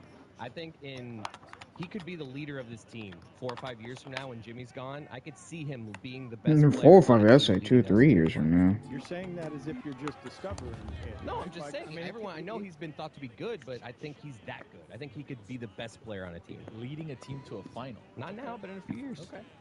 Write that one down. Down the road. It's aggressive. How many games? This is the new and unimproved Dan Levitar show with the Stuttgarts. Okay. Gamble on by Mike, DraftKings. that time it was... Hey, it's Mike Ryan. Good job, guys. I love football, and I love Miller Lite. Why do I love Miller Lite? Well, the dependable flavor, the fact that it's a beer that tastes like beer, the fact that when I'm having a Miller Lite, I don't have to think for 1 second about the beer that I'm drinking. And I know that it's only 96 calories and 3.2 carbs. Stand to find delivery options near you. Or You're listening That was in the to episode. DraftKings Network.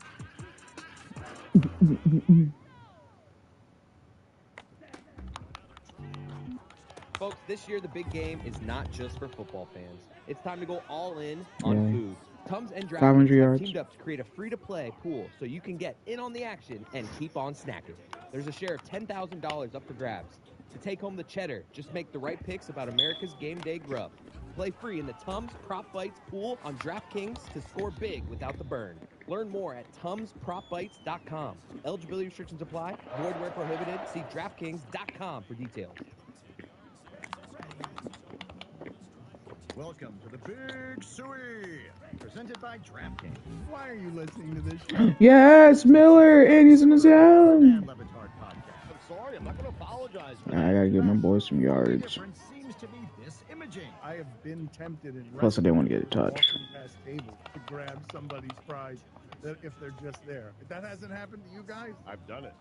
And now, here's the marching man to nowhere, fat-faced, and the habitual liar. Mike Ryan, you just saw a crestfallen Greg Cody, who is pretty fed up with our hard network outs, and we had one of the funnier ones we've ever had. Oh my last God. week, where we spent the whole segment with Greg Cody's Back in My Day music behind us. He, oblivious per usual, didn't realize that he'd been talking for 12 minutes and 20 seconds, and then started his Back in My Day. We clipped him with the hard network out, and Mike Schur, a comedy writer who has written some of the best comedies on television in the last 15 years, texted me and Mike asking, that was a bit, right? You guys did that comedically on purpose, right? And Mike Ryan said, nope. He's actually very disappointed at how mad Greg Cody got afterward. Didn't think Wow, are you fucking serious? Thinks his back in my day should be respected, even though he writes one every 4 months, even though it's supposed to be a weekly segment, and got legitimately upset by it. Greg Cody, what? I mean, it says who? I consider it to be a monthly thing now. You know, it's a month. Once a month, here it comes. Yep. You know, That's his objection. I'm with you. Great. Yeah. I mean, you had the holiday. It's fine. Yeah. Well, once a month. Says who, though? It was something you were doing weekly. It's like... Well, at one time, right. And then you run out of back in my day ideas because we've done them. Here, I'll give you one. Air tags. Yeah, I've heard about air tags. I had to look up what they are. Pedals on garbage cans. Who? Pedals on garbage cans. Oh, you haven't heard that album? It's fire. Ooh, it's such an old way to do that. Who won? That's something his mom used to say to him and I after we would return from golf. Right. Who won? Christopher would always beat me by 30 strokes, and my mother would go, who won? She's dead. She is. Thank God.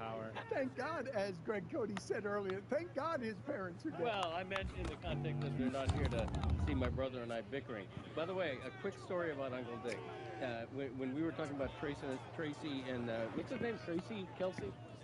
Travis Kelsey. No, Travis and the other one. The other Very sorry. I'm sorry. Travis and Jason Kelsey. Tracy. Oh, Travis Kills. When my brother, I was putting the two names together, Jason and Travis. That's where you got it from, Chris. My brother, Uncle Dick, 9 years older than me, at 1440, intentionally breaks the cover of my Stratomatic game. The rectangular cardboard cover. He intentionally breaks it. Okay, I was next to tears. I'm 11 or 12 at the time. Uncle Dick was prone to napping. So about an hour after breaking my thing and refusing to apologize, he's in the middle of a nap. Okay, I spirit away into the garage.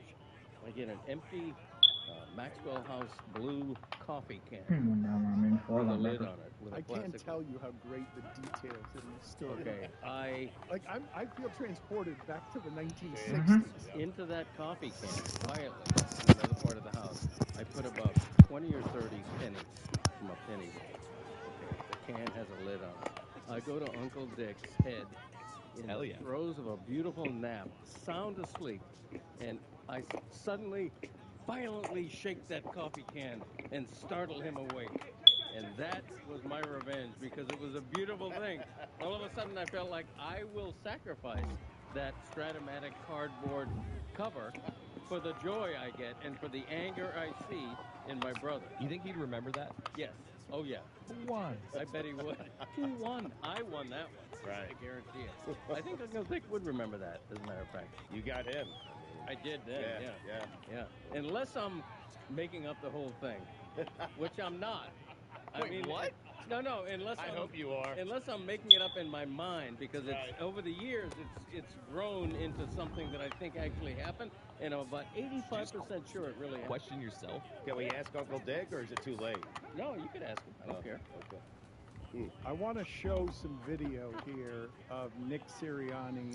What? They were any good back when he was more confident, because I'm legitimately stunned that I am talking about the possibility that this person might be fired. I mean, the Eagles have been really good the last 3 years, and they were 10-1 a month ago. Like, it wasn't that long Why do ago. they keep on the same fucking formation? Best record in the NFL, and he's running off of the Chiefs field. Why This is 2 one of the o'clock in the reasons morning? Stugat says he wanted to see the Chiefs, and this is what Nick Sirianni did running off of the field.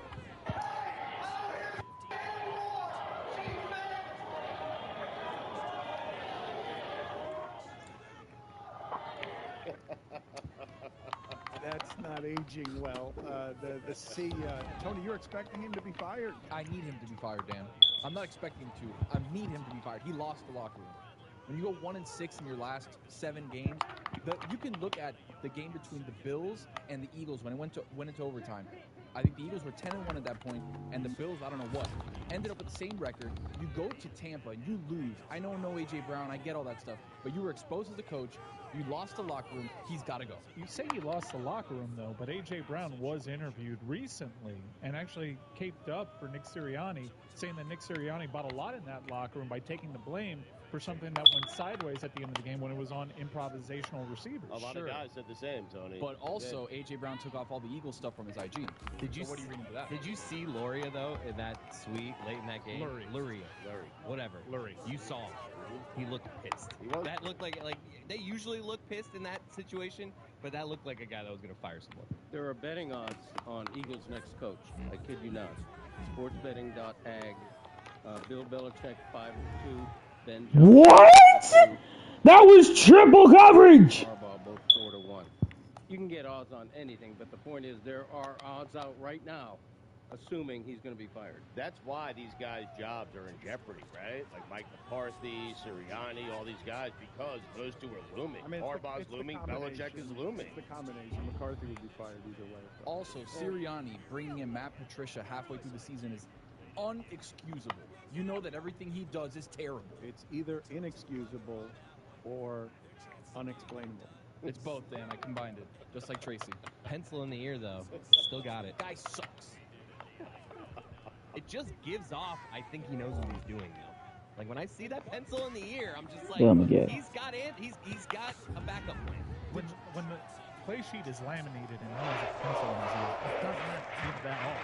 It does. I think it does. Did you see the tackling last night, or lack thereof? When people were just running by people and they were just trying to tackle people like that, it was terrible. Oh, that's like Miami Hurricanes secondary tackling that I saw over there. That was quitting time. All right, I'm mad now because I'm looking at the graphics on our show. Do the Eagles need a coaching change? Nick Sirianni looked to have lost the locker room over the course of the season. I hate our show. I hate what's happening with the graphics. I hate the analysis. That's a lot of context. I mean, I hate Wow, I almost the picked it off analysis one of hand. Tony, who's never been in a professional locker room. I do love that when presented with evidence that seemed like the locker room was supporting Nick Sirianni, he deleted Eagles off IG. That was very recent, by the way. I mean, A.J. Brown was a public problem for them all season. He was a public problem when they were 10-1. Like, that doesn't mean lost the locker. I hate that as analysis. Like, what are we doing? Made Jason Kelsey quit. What are we doing when it's 6 out of 7 losses? Like, that's going to look like that to anybody. You think the coach? Yeah, unfortunately, I won't be able to get that, and I'm just going to be pissed. Of course not, but Dan, you're making it seem like it's impossible for a coach to lose the locker room. I'm making it not acceptable for us to do that as analysis when we're not in that locker room and he has no facts or evidence. For example, like, I'm getting more and more frustrated. You picked the Dolphins to win at the Chiefs, and it was based on nothing. Yeah. It was based on no information, like nothing. No data, no facts, no study, no research, nothing. Just playing to the audience, Dan. And based on nothing. We should be better than basing it on absolutely nothing. We're in a costume right now. Are we really in a position to say we're better than anyone else?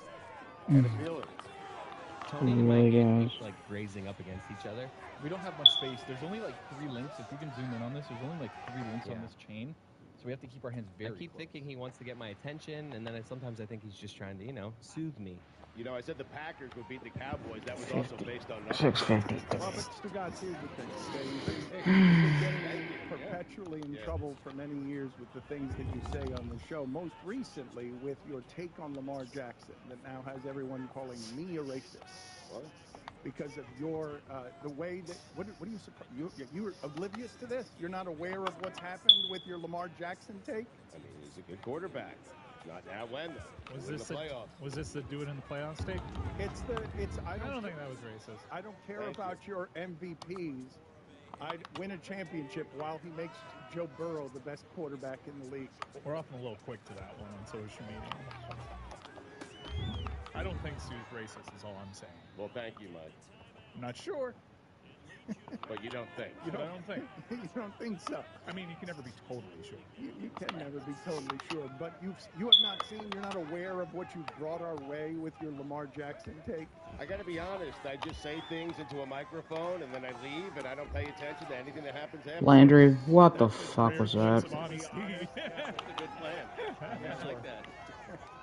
I apologize. I mean, I don't believe wasn't that my either. intention. I don't believe that your apology is honest either. Just throw out a blanket apology at the beginning of every show for anything you might say. I think that's the way to do it. I want to, I aired here in the local hour. I would like to point out that I am not racist, and if there are people in the audience that think I am, you're just going to have to take my word for it. A word that we've established means absolutely nothing. You have 400 yards and 6 picks. It's, you are, I mean, we Landry's pissed. Like, this is saying something. He is pissed. Everyone mistrusts the media. Stugatz is the biggest liar in sports media, correct? Just public facing. Where is accused of lies all the time in sports media. Who's second place? I ask you this genuinely. Well, I'm the only one who has a co-host. Lose a star. Well, yeah, Nice. but you're the only one Nice. lying so much that it has to be pointed out. Just to button things up, nice little bow on this. I'm not racist. But you are a liar. So when you say Four- you're not a three straight racist home. and you're a liar, I am a racist? I'm not going to let you talk me into this. No, I wouldn't. Get out of here. Not a racist. but when you're this much of a liar and you're denying that you're a racist,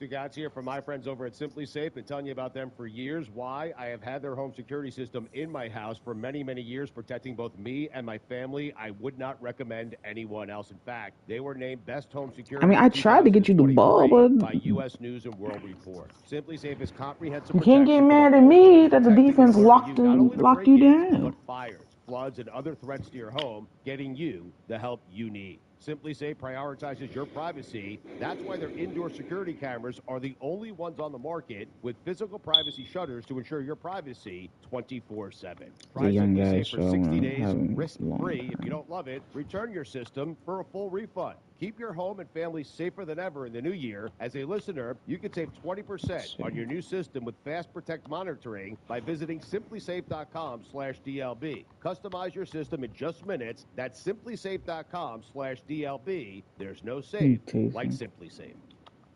Don Lebatard. that's how it's going to end.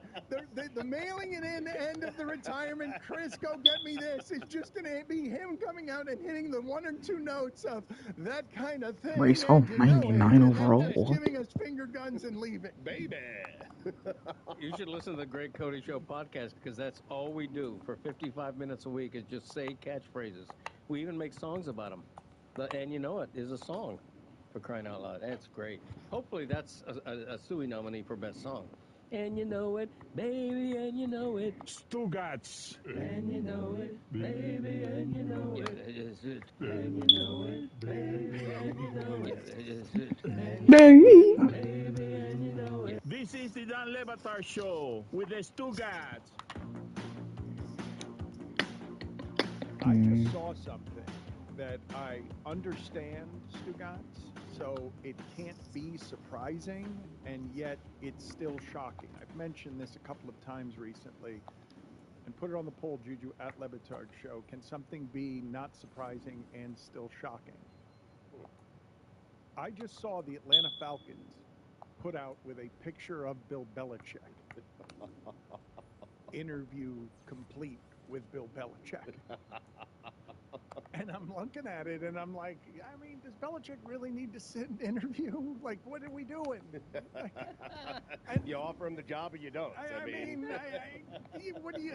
I mean, you would like to have an idea, especially with like how the last few years. Like, are you I know you're great and all that, but just kicking the tires here. Do you plan on hiring Matt Patricia? But I've never seen a team put out anything on social media that says we merely interviewed a coach. Oh, that happens all the time. With a picture? Yeah. And a big bold headline? That's not the part I'm surprised by. The part I'm surprised by is the coach they're doing it with. I think you can just pick up the phone and be like, Bill, we got a couple of issues here. Are you good with these? Is that good? Bill should interview them. I mean, Well, that's part of what's happening. Yeah, yeah. Yeah. It's a little bit. Man, if anyone knows the value of playing in a crap division, it's that guy. And you know, per bit. And you know he loves social media attention, so good job posting that stuff. That's the Falcons just trying to sell a few tickets, correct? Yeah. Yes. Yeah, it's transparency. They leaked it out to the media that they finished. Okay, so he's a star dev as well. That's good. That's good. Serve them to do that. Of course, they're showing that they're in the game, that they're trying, that they're making an effort to get Bill Belichick. I think the way that it serves them is they're interviewing arguably the greatest head coach of all time for that position. But like, I don't think they're doing it for likes. Put it on the poll as well, please. Are you ready for a Bucks-Texans Super Bowl at Levitar's show? What? Lucy spent. Am I ever? Lucy spent the entire break cold shaming all of us. By the way, that Super Bowl is the only time I'd ever want to watch Deshaun Watson on camera. If we can have a Bucks, Texans, Baker Mayfield versus C.J. Stroud Super Bowl, I am good. Where I've never been good with it, I am good with the camera cutaways to Deshaun Watson. Lucy has spent the entire break making fun of all of us. She was talking to Jeremy and making fun of him. Do you want to explain to the people, and the people listening to this side with you, Lucy? They are mortified, by the way, that we talk about the cold because none of us have lived in anything that resembles cold. My father purposely chose. My family and its descendants come from an island that is tropical, and we do not want to be around cold. I mean, I lived in the cold. I grew up in the Northeast. I went to school in Worcester, Massachusetts. It was very, very cold there. My mustache never froze. Yeah, but Stugatz, you're so far removed. You will see, Lucy will learn this as well if she lives here long. You lose Why did I even have my? that you had in terms of immunity. Why did I even have my fullback even as an X factor? I think I'll lose that, but I never think I'll lose my judgmental nature when it comes to people in the cold. I grew up in the South, and so I was like not used to the cold ever. Like 30s was probably the coldest that I've ever experienced. That's what Jeremy said. He was like, that's the coldest weather I've ever been in. 30 degrees. Be so serious right now. And then I moved to Iowa, and it became like a badge of honor, being like, I survived the polar vortex. I survived the negative 50-degree Polar day. vortex. That was crazy. Polar vortex. It was like this insane winter, like chill storm that happened. I think it was like 2019, and it reached negative 55 in Iowa. It was insane. I think you got frostbite after being outside for like 90 seconds. I was like supposed to go to work that day, and I had to drive. Tried to start my car didn't start. I had to put on like 10 layers, just like go outside. And so I think of that day a lot when you guys are like, it's 60 degrees out. I can't live like this. Be so serious. Speaking of cold, this weekend, Stone Cold Steve Austin, Stugatz, embarrassed me on behalf of Metal Arc Media for how pathetic our cold tub punishment of Tony was last week. It was pathetic for a number of different reasons. The audience has also pointed out this is something of an oversight by me. Spent a lot of time arguing about whether or not we had vetted a hot pepper appropriately, and none of us thought to think that a microphone that close to water could have electrocuted Tony on air, which would have led to a spike in viewership, but probably at the cost of Tony's life. That was a risk we were willing to take. Yeah, small price to pay. Also, dorks, it's a microphone. It's not like a toaster. It's not going to kill me. I'm not positive, although that particular cold You can throw them. I'll do it again. Throw the microphone, and I'll be fine. But your cold tub was pathetic. Challenge accepted. Well, here's the thing, Dan. Our cold plunge is a bit different than the cold plunge that we're going to see from Stone Cold, right? Ours is a tub, where his is an actual, like, it has a pump inside, and it's pumping cold water. It's completely different. We put 8 bags of ice, but then waited 45 minutes to do the segment. So in Miami, No, this is not a superstar. It was pathetic. It was embarrassing, all of it, and it could Yeah, have that's a killed good, that's a good as well rating. as an added bonus. But let's just play for the audience here the video and the audio of Stone Cold Steve Austin for the first time trying to get into a proper cold plunge. Ha ha ha ha ha! God damn it! Whoa! That's just his feet and ankles, by the way. You gotta just go. Yeah. About quad deep now. Just about to get to the tip. God damn it! Hey, what's up, bud? God damn it! Hey, what's up, everybody? It's Steve coming to the Broke Skull Ranch. I got this manual therapy. Hey, what's up, everybody? It's Steve coming to the Broken Skull Run. Hey, what's up, everybody? It's Steve coming to the Broken Skull Ranch. About to do my first cold plunge and renewed therapy. My shop says 43 degrees right now, so I'm sure the water is sub 50. I was going to start off at 50. It's going to be a little bit colder than that. And we're going 3 minutes here. Once it gets on to 12, and 5, 4, 3, 2, down we go. God damn. Belly button deep now. Up to the chest. Son of a bitch.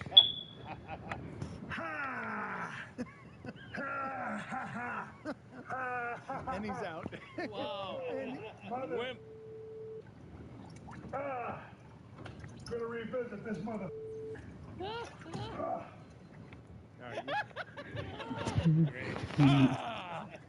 That's how you have to do it, right? No, you got to do it far better than that. If Mhm. you're I'm gonna revisit this mother. Stone cold. Wow.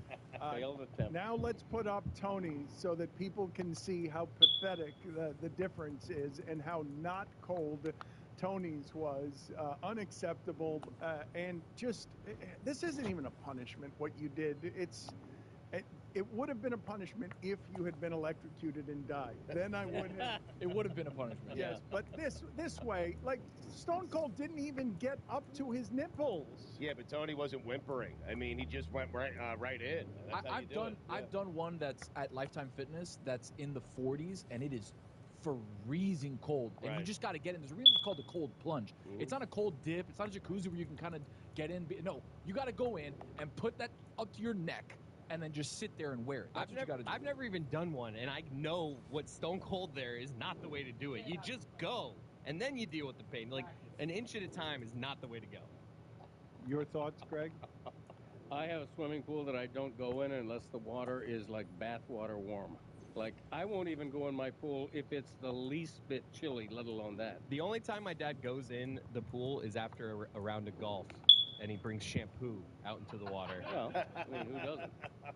I'm not kidding about I'm that. man enough to admit it. We'll be all driving do it. home from golf. Like, I think I'm gonna hop in the pool when we get home. Yeah. Greg, people don't do that. Sure they do. No, It's that's his not, pool. You're not washing your hair when you're doing it with chlorine, Greg. It's all the better. Chlorine cleans. It's a cleanser. Yeah. You know, plus my pool. It's a toxin. It's a what? It's a toxin. Toxin. You can't ingest chlorine. Oh, I know I don't. I don't do that. But you know, it's the amount of chlorine in a swimming pool is infinitesimal. Okay. Lucy's mortified by you right now, and should be. It's destroying your hair. That is so bad for your hair. That could be the reason. Yeah, that is the reason. You cannot chlorine water, Greg. I will say this, Greg. Your hair is looking really good right now, though. You can't shampoo. Put it on the poll at Levitard Show. Have you ever shampooed in a pool? But it's so easy, man. Like, you jump into the pool, the hair's wet, you put some shampoo in, you go back under, it's off, you're done. Are you of the opinion that I don't understand why Well, Greg it seems does like it? you don't. No, I understand that it's because he's disgusting and lazy. I'm surrounded by people like that, and especially on Tuesdays. You know, the beauty is the suds dissipate like magic. Nobody would know. Greg, the know. shampoo is to get the chlorine out of your hair, not to use for your hair. You might as well be telling me you're washing your hair with... I can't resist. Marcus Welby is You the said joke. I know what I said. I know I said. Okay. So you made a reference to a 1970s television doctor? I can't remember when it came out. You might as well have been washing and shampooing your hair with dog shit. Because I've done that too. Not nearly as satisfying, believe me. Came out in 1968. There Marcus you go. Welby. Beautiful. Yeah, there he is. What is that? It's a television doctor Marcus Welby, MD. show. He's got Cody ears. The 1960s. Yeah, he does. He's got old man ears like me. Anyway. You said Welby. Yeah, I've never just... So 3-3 so far, struggling. How many wins in the division do I have? Even if it were a thing, I wouldn't Who's do leading? it. Yeah, But the Ravens idea leading of their washing your hair division. with shampoo in a swimming pool, nothing wrong with it. something very wrong with it. Absolutely defeats the entire purpose. Yeah, Colts have won 2 games in the division. Nobody admits it but me. Jets have won 2 games in their division so far. People nationwide do that. Chiefs have Probably only won 1 game. I do it occasionally. The Chargers, no Raiders have won 2. Your hair's really dirty. Right, or sweaty. Yeah. Nobody else does that. No, people Greg. go in the pool. Greg, no. Bears have Not won 2. even just because I've they lost. don't want it in their hair. Actually, I've won 2 games in the division, so that's good. Shampoo shit in your pool either. Yeah, I just remarked that the suds dissipate like magic almost instantly. But they're not actually disappearing. They're just in your pool Well, that's water. what the chlorine takes care of. That's why I pay a man to chlorinate my pool. Carries in a couple of big yellow jugs. Google. All of a sudden, it's in the water. It spreads. I could drink a glass of water from my pool. It wouldn't even bother me. You don't taste the chlorine. I'm sorry, Greg. You're dumb as a box of rocks. Because no one in their right mind is going to drink chlorine. That's bleach, my boy. A real POS. You need Shopify for retail. From accepting payments to managing inventory, Shopify POS has everything you need to sell in person. Go to shopify.com. I gotta let a lot of the younger guys get your some. retail business to the next level today. That's shopify.com/system. State Farm helps you score an affordable price when you bundle home and auto insurance with the personal price. I got the young guys get some reps. Call the plays so you can choose the home and auto insurance coverage that fits your need at a price you can afford. And bundling home and auto, that's a pro move and just another way to save with State Farm's personal price plan. Talk to a State Farm agent today to learn how you can bundle and save with the personal price plan. Like a good neighbor, State Farm is there. Prices are based on ratings plans that vary by state. Coverage options are selected by the customer. Availability, amount of discounts and savings, and eligibility vary by state. Don Lebatard. I miss crank windows. Too many unnecessary conveniences now. Cruise control. Please, I've got cruise control built in. It's called my right foot. It controls how fast the car goes. No button or steering wheel lever needed. Power steering. There's another one. Why do I want to give my power to the car? The power that I once had. The car is a ton of metal. I'm a damn college graduate. Stugatz. Bluetooth, HD radio, satellite. I'll take AM, please, with Wolfman Jack talking through the static, and I'll crank the windows down so everybody can hear. I'm Greg Cody, and that's how it was back in my day. This is the Don Lebatard Show with the Stugatz.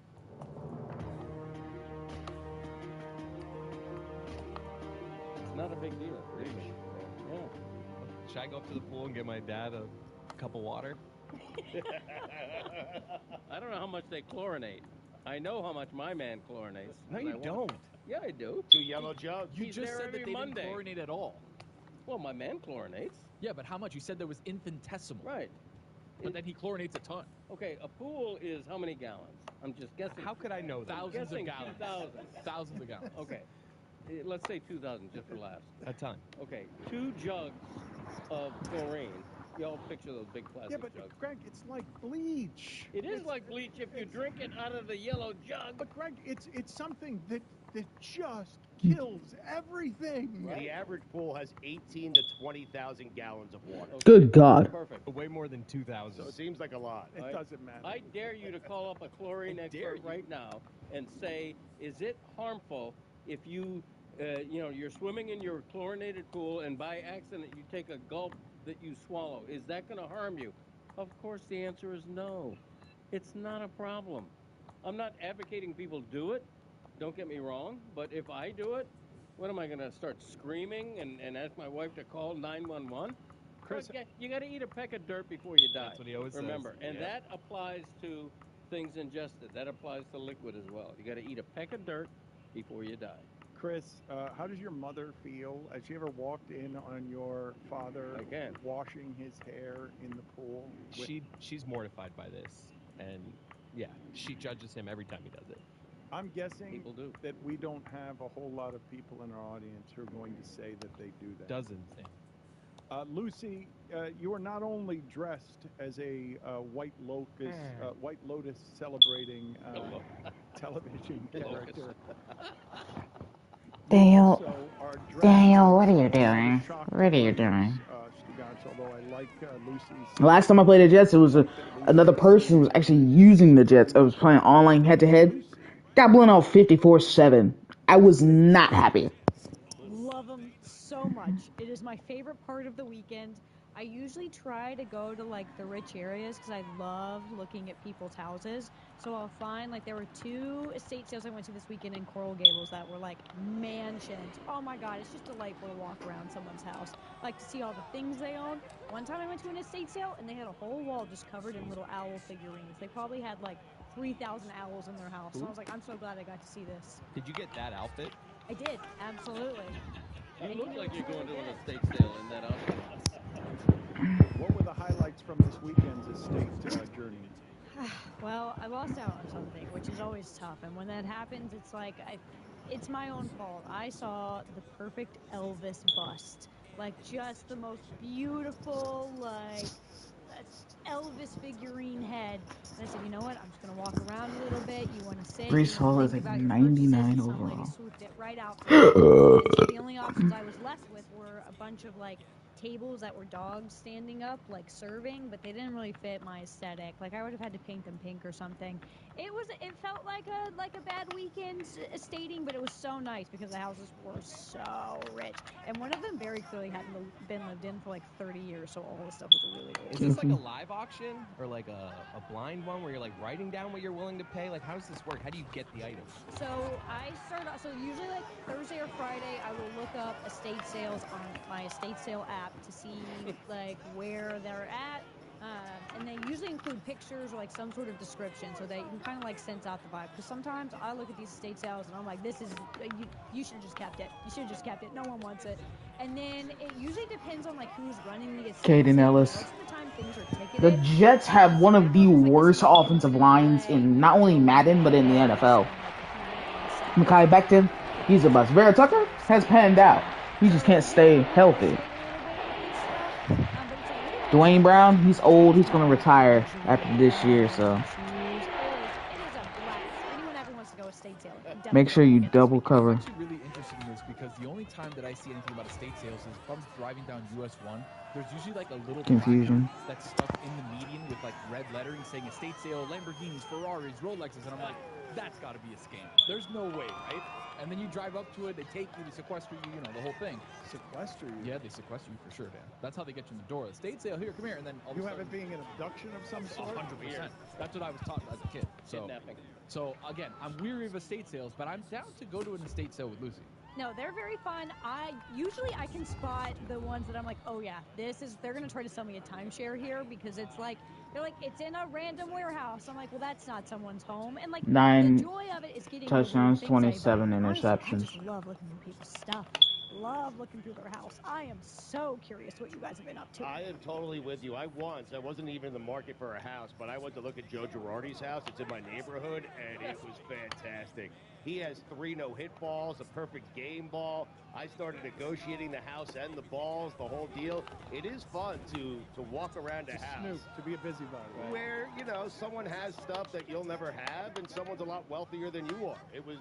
Joe Girardi's house was beautiful. Wow. How many of those valuable balls were you able to fit in your pocket on the way out? Just one. I also am a fan of going in an open house in my neighborhood. If there's an open house in my neighborhood, I got to see what's what.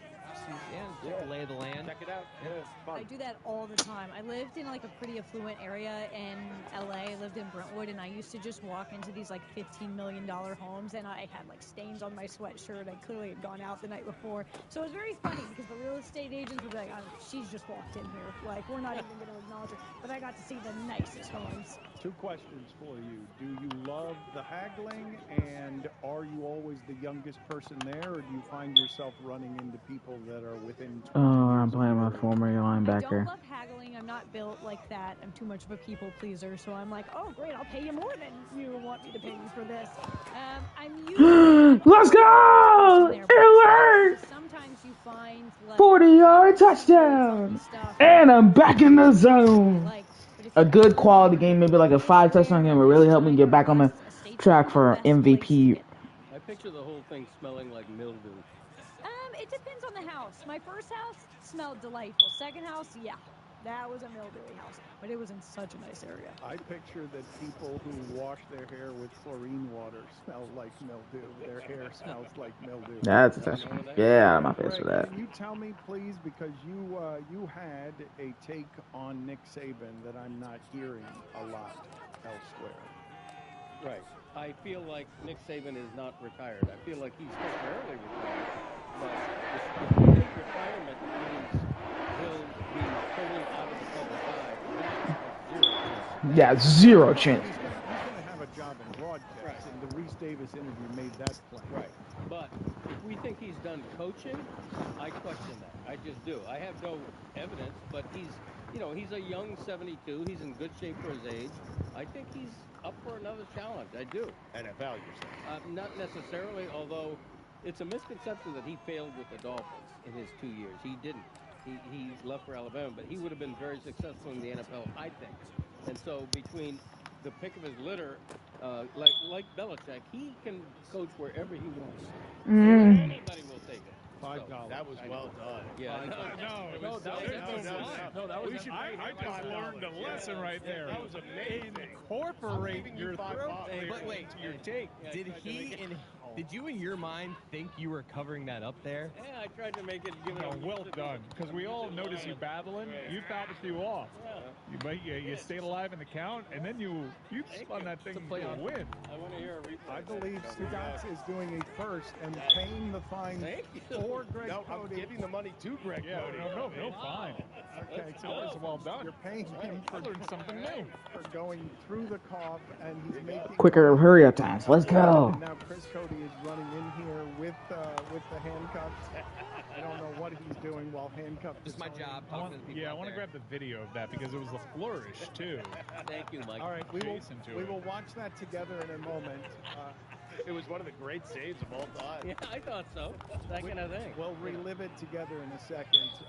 Nick Saban, I saw him on a podcast talking to a couple of former players of his. They asked him how would it have been different if you had signed Drew Brees in Miami with the Dolphins, and he said, no, we had him signed. He said, no, it didn't happen. And he's like, my whole career would have been totally different if I had signed Drew Brees. He was saying he probably wouldn't have gone to Alabama. It worked out okay for him. It did. I want to get into something here, though, as it regards Saban, because it is unusual for a coach to do what he did. Did you just clear your throat with the unusual? The Greg Cody?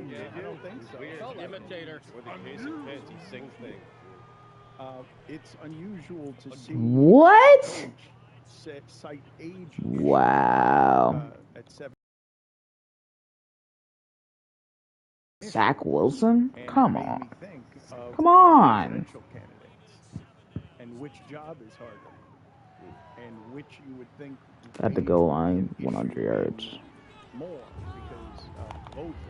Never mind. Only 20. Not even to the. They're a good deal older than this man. Not even to the 25-yard line. What the fuck? Which one do you imagine? Put it on the poll, please, Juju. Which job is harder on an old person? Alabama coach or United States president? Or morning radio? I think there's more travel for Nick Saban than our president. Yeah, that's not true. I think so, because he's constantly traveling throughout the week, even when they have a game. Helicoptering into St. Thomas, a lot of travel. People are more hateful about sports than they are politics, so I think there's a bigger emotional wear being the Alabama head coach. Wow, you'd get an argument on that. I think people are pretty hateful about politics. They're really hateful about Crimson Tide football. Yeah.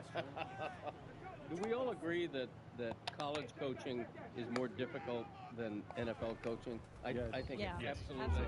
There's not even a question. No, it's the hardest coaching profession there is. And it's got Fuck, I got a punt. God damn it. Portal. I mean, it's a holy mess. Don't you think Saban saw that, though, and said, I don't want any part of this? I think so. Like, if I end it today, I'm the greatest coach in the history of this sport, and with NIL and transfer portal, 12 of his guys went into the portal. Right. He's like, what? I know. I'm out of here. Saban's like, too much parody. I remember. Teams have caught me. I'm out. I mean, 30 years ago, I remember Shula in retirement telling me that coaching in the NFL had gotten so much harder in his coaching lifetime. You know, that it became it became a year-round job. You couldn't take a week off. You couldn't take more than 2 weeks off, or else you feel like you were falling behind. And in college coaching now, that's a madhouse. Crazy. Let's watch Greg Cody. A first ever Stugatz has paid Greg Cody because he toughed it out and made something out of the phlegm in his throat. Anybody will take it. $5. That was well done. Play it again. Anybody will take it. That was well done. Anybody will take it. Oh my God. How powerful is Cox Internet? Powerful enough to keep fans across the country in the action on the biggest game days of the year. Whether you're one of 65,000 fans at Allegiant Stadium or you're streaming the game at home with America's fastest download speeds powered by fiber. Whenever it matters most. Or listen to the broadcast, or the radio broadcast on the TV. Coaxial connection. Speeds vary and are not guaranteed. Cox terms and other restrictions may apply. Analysis by Ookla and Speed Test Intelligence Data. Wow. Download speeds US Q3 2023. He overthrew his wide receiver. You're listening to DraftKings Network.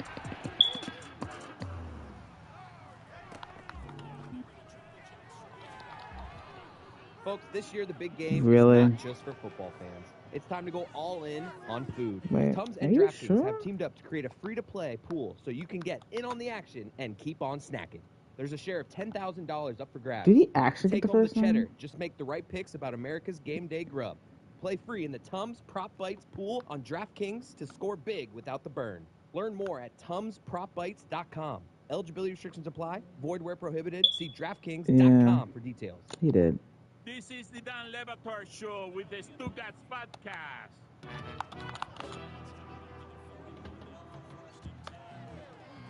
Presented by DraftKings Fantasy Sports. Check out what DraftKings has to offer this season with code DANE, because life's more fun when you're in on the action. DraftKings, the crown is yours. Gambling problem? Call 1-800-GAMBLER. Age and eligibility restrictions apply. Void where prohibited. See DraftKings.com for details. What a fascinating success, you guys, this Peacock NFL football game was for streamers and the NFL, and fascinating at least in part because I don't know if all of the people buying the game understand that they've just made it so that everyone knows that they can now charge you more and more often for buying those games, because the industry is changing this weekend. Peacock, which paid $110 million for that game, somehow got a rating 6% higher than the one on broadcast television last time they played a Saturday wild card game at night. The Jacksonville Chargers game last year, that was the debacle that cost Mike a lot of money because the Chargers were up 27-0 at the half and then lost the game to Jacksonville. Landry. Did 6% worse than this one. That's the Taylor Swift effect. That's the Kansas City Chiefs effect. I don't think the Miami Dolphins have anything to do with that, although the Miami Why did it Dolphins go have fans back? all over the world. There was interest in the Dolphins. I mean, they were a team that scored a lot of points. About the same as there would be in a Chargers-Jacksonville game. The spike was because of Kansas City. I don't think we're too far away removed from their success. The Dolphins are still an international brand, despite Lamar Smith being in the backfield for them. Mike, we're 30 years or more removed from their success. It's multiple generations we're removed from Miami Dolphins' success. Yeah, but for whatever reason, the brand carries weight. As example by them probably having the game in Brazil next year. Yeah, we're on Hard Knocks, too. Yeah, they're on Hard Knocks, and that's why they're No, always sir. saying, He is not going to fumble. The NFL. A lot of teams have been on Hard Knocks. What That's a weird one. It's the Chiefs and Taylor Swift. What are you guys arguing with me We about? agree with you. We're just saying the Dolphins contributed a little They bit to the played interest. in the game somewhat. That's how they contributed. They were also there. That's too And anyone else who was playing against the Chiefs, against Taylor Swift in a playoff game, would have also gotten that number. Oh my God. Would have gotten a better number. I think the point is, if you're putting the Chiefs at the top in terms of where is the national interest, the Dolphins are not at the bottom. The Dolphins are at the in the middle with this it's a fun offense. Again, though, the reason that people were watching the game, it's another playoff game if it's the Dolphins. It's the same as Chargers-Jacksonville if it's just the Dolphins. It's the Taylor Swift effect. The fact that they could go 6%, look, man, don't tell me this isn't a sea change. The fact that they could go 6% higher while eliminating old people who don't have Peacock and don't need Peacock and don't know how to find Peacock. The fact that they could do better than broadcast network television and the familiarity of finding games everywhere you find them, I'm stunned that they went higher in a streaming service than they did on broadcast television. Amazon has been leaking fans for the NFL because of the Thursday night game, because it's not the same thing. People are used to, you eliminate the old and you eliminate the poor when you put it in a place that people can't get it for free in the same place that they always find it. And they did that and still increased by 6%. That stunned me. It did. And I'm assuming it's because of Taylor Swift and the Chiefs. Chiefs. Oh, wow. I had 5 touchdowns last week. I would also say the weather contributed to that novelty game. Like, there was a lot of talk about can these teams play in freezing cold weather. And so I think, Dan, no one's disagreeing with you. I think those are probably the top 2 things. What you're saying, there were other factors in that number. Yeah, like Tyreek Hill returning to Kansas City, I think was a little bit of an interest level. And keep in mind, the first half of this season, the Dolphins were the it team in the NFL. They scored 70 points in a game for the first time since the 1930s. I mean, they were an offense that was record-setting. And so there is an interest in the Dolphins. And Mike is exactly And right. I get back in the They have a zone. national following. They travel very well. And I got all Party a over touchdown. London. They're a team with a draw beyond the NFL. They do find themselves in abandoned crossfires, though, because the moniker Fins Up has to be retired due to a dispute with the estate of Jimmy Buffett. So what do we say now as a rallying cry for the Miami Dolphins? It looks a little more ridiculous now. Today, Mike McDaniel running off of the field with a shark fin meant to be a... No. What you just did there, scrub the video. Like, that's trademark infringement. What was the team motto before Fins Up? Go Dolphins? I don't know. Yeah, that should do it. Go Dolphins. No, he figured it out. Go Dolphins. Clever. Tyreek Hill was all over social media. People kept showing him. He was making fun of his own ashy lips coming out onto the field. Why no one told him anything about that. He also wait, what? That L'Jarius Sneed, a lot of people are showing the video of him getting jammed into the ground by L'Jarius Sneed, and he said he jammed my ass back to Cancun. And he also says on social media, F everybody else, it's still Fins Up. That's what Tyreek Hill. Wow. That seems directed at Jimmy Buffett's estate. That is hugely disrespectful. Guys, can you tell me here? What? We finally saw You couldn't break a tackle from Breece Hall. Here of them losing against Buffalo yesterday in a game that was played at 4:30 in the afternoon on a Monday. Anyone? Mike, you have a year left on your contract. Are you fucking serious? Exactly how far into the question he got before he just walked out. Anyone? Mike, you have a year left on your contract. Year. Saying anything but answer it. All we do is praise you, winning season after winning season, even though you've lost your last 5 playoff games. I think you've won 1 Super Bowl. You probably should have won more.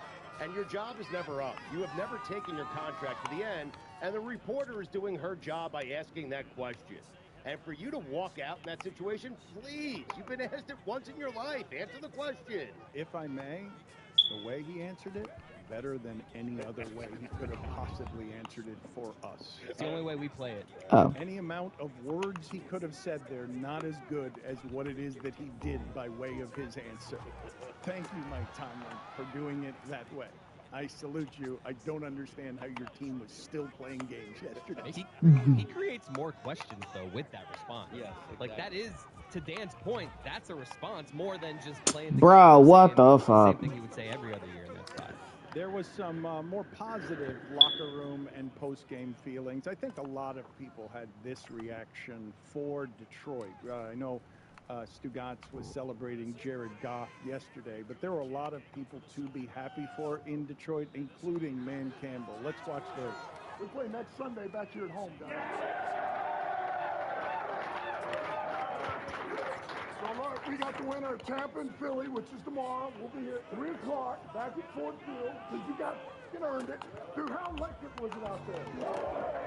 How did you not? I am holding the button. All right, that's outstanding work. I got 2 game balls. All right, number 1, listen, when you come in 3 years ago, like me and this guy did, and you had a vision, and you start working together, and you've got an idea how you want to build it, and the type of players you're looking for, and how you want to go top to bottom, offense, defense, special teams, and you're in lockstep. You're in lockstep. I'm telling you guys, it's a business. It ain't always perfect, but we do a pretty good job. All right? But without this guy right here, man, Brad Holmes. GM Brad Holmes. I kept getting him and Aaron Glenn mixed up.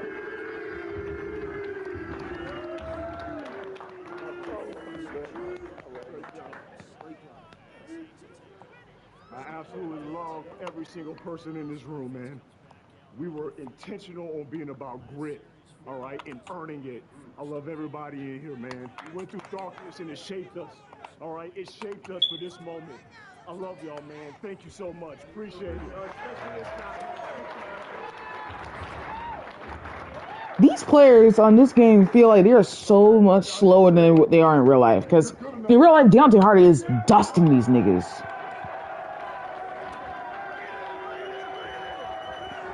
40, 35, 30, 25. Yeah. Hey, I love and appreciate you guys more than you fucking know. I promise you that. I love you guys so fucking much. This is just the beginning, boys. This is just the fucking beginning. We got 3 more of these next week at home, at our place, against whoever the wants to come in here. Let's go. Ah, wrong person. I was trying to go to. Damn, Thomas was open and I pressed the wrong button. Come on, guys. Let's go. We worked hard. Who's Brad Holmes? GM. He was in the elevator. That was cool watching him go down in the elevator after the victory, just shouting in the elevator. How good have been a laughing stock for 30 years. And we did a lot of, this show did a lot of laughing at Man Campbell and I'll bite your kneecaps. I'm tired of the Cowboys. They always lose in the playoffs. I don't like the Cowboys to begin with.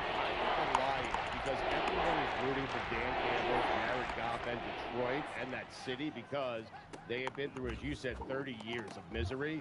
Lattimore! More than that. I think America, if your team is still not in it, if you live in one of the cities where your team is already out, you should be rooting for the Lions. No. Stone Cold Steve Austin and Dan Campbell. I am a Saints fan and I can't stand the Lions. Every time we fucking play them motherfuckers, we always lose to them.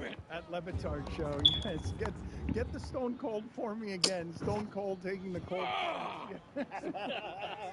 Because there is some absolute, put it on the poll, Juju, at Levitard show. Does it sound in Dan Campbell's voice like someone is walking across loose gravel? Because revisit this thing. Yeah, let's come on, guys, fucking block. Into a cold plunge. Shit's embarrassing, man. Well, that's a touchdown. God damn it. Whoa.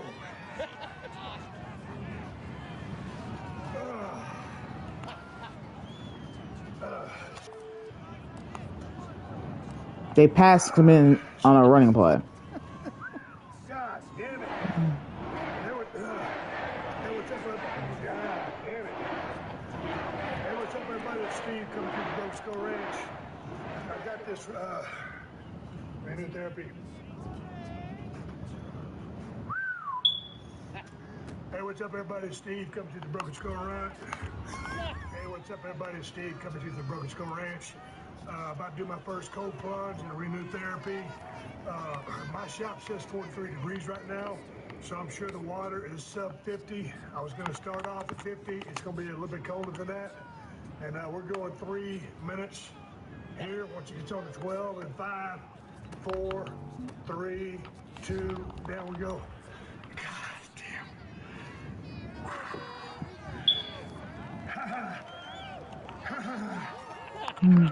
Son of a bitch.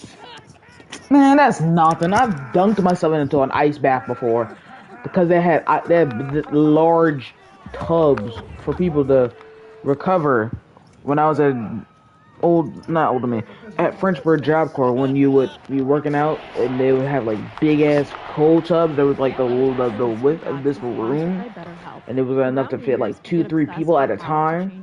I jumped in. That shit was fun. It felt good. I was like, this shit ain't nothing. Everybody else was squirreling. Oh yeah, it's so cool. It's so cool. I'm like, this shit ain't nothing. This is barely 50 degrees.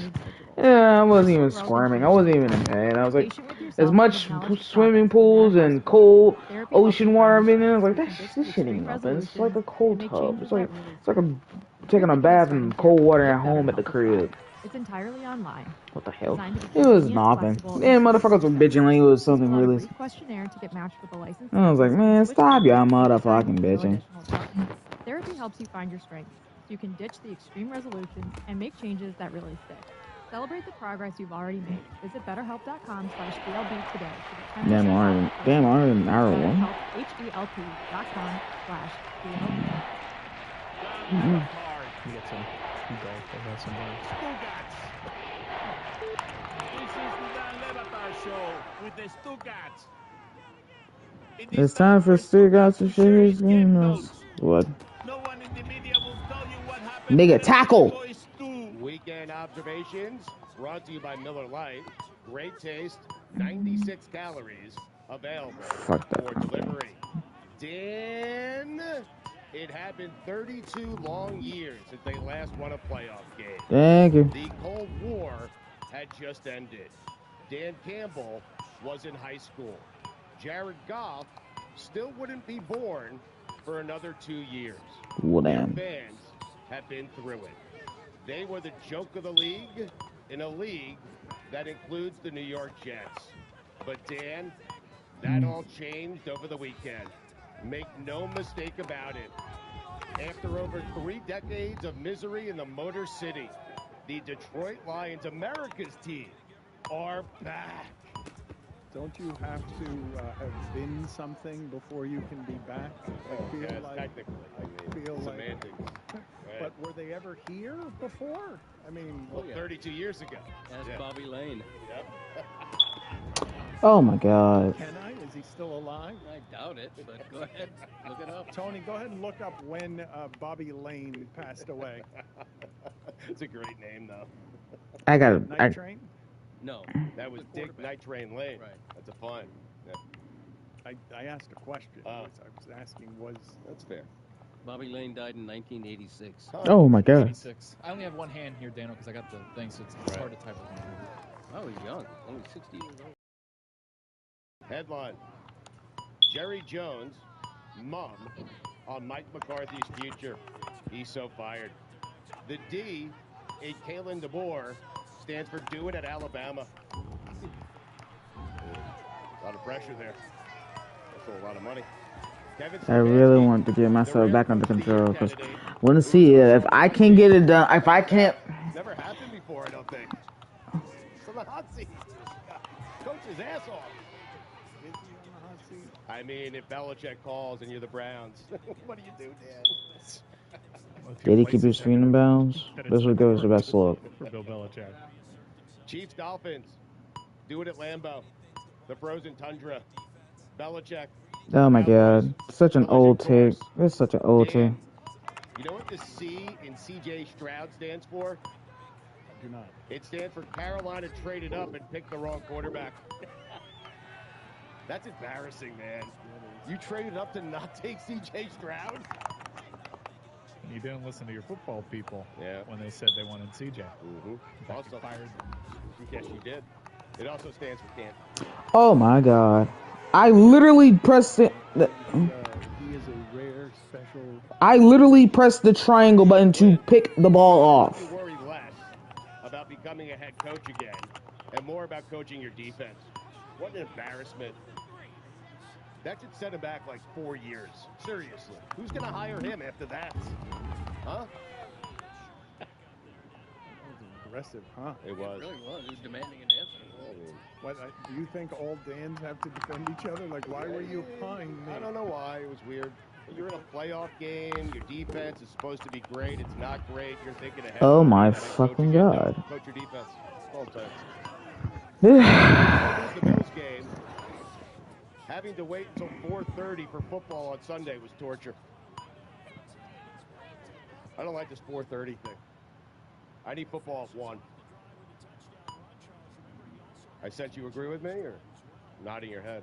Stuff. I was so thankful to see El Clasico on the guide. I was also just staring at Cody's asthma inhaler as I tried to think of us getting younger and smarter. He missed. Dan, I'm telling you Wow. now, so you're not surprised when the baseball season strolls around. Marcus Stroman is a Yankee. Thank you, Steven. The Stro Show. You should be an Astro. I mean, Dan, we're getting close. Enjoy the next few weekends because Dynasty. Bill Belichick, Philadelphia Eagles, collision course. Oh, fuck no. What happened? Oh, he's right. He's right about that one, too. Well, we'll see. What will we see? Where he chooses to go. I'm just saying, you're spreading it out pretty good there when you're saying collision course Philadelphia, collision course Dallas. This reminds me, Mina Kimes has a little bit of Stugatz in her. She picked the Rams on her podcast, and she picked the Lions on NFL Live. That hurts, Mike. Mike has my observation. Don't do your takes while he's giving his takes. You might cross take. How am I supposed to know what's in his takes? How should I know that? I'm aware of that. You know it's going to be in there. Right? I did. How would I have known? Out. How would I have known that that was in there? You cannot pay me to dig my way through snow to find my seat. Thank you. Not enough money. Fucking. I mean, are you kidding me? You damn right I would pay money to do that. I'm mad at the fact I wasn't in the Buffalo area because it would have been a lot easier for us. Is never out of it Because I'm out of work. At any moment, the Dolphins were sure out of it quickly because they couldn't score at any moment. Disappointing.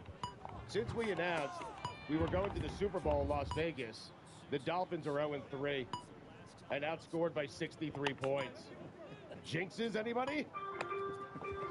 The moment we announced everybody was going It's to our Vegas. fault. Oh my God. Also, the Titans game, we did a watch party. No more events around Dolphins games. God almighty. All this Jinxes are not real people. Stop acting like fucking children. Question for you. Did it get warmer when the Chiefs had the ball? Yeah, I don't want Can scoot. Mike was right. Baker Mayfield has the goods, dude. There are a couple of great stats involving the Browns and Mayfield. Mayfield has won more. Bro, what the fuck? Since 1999. Mayfield has had eight head coaches in his career. Which is crazy. That's too many. Matthew Stafford, do it in Detroit. Dan, you know what was on the menu Sunday night in Detroit? I do not. Kneecaps. Jared Goff exacted his revenge. I'm not 100% certain what nepotism looks like, but I'm pretty certain Oh my it looks God. like Tom Izzo's kid walking onto the Michigan State basketball.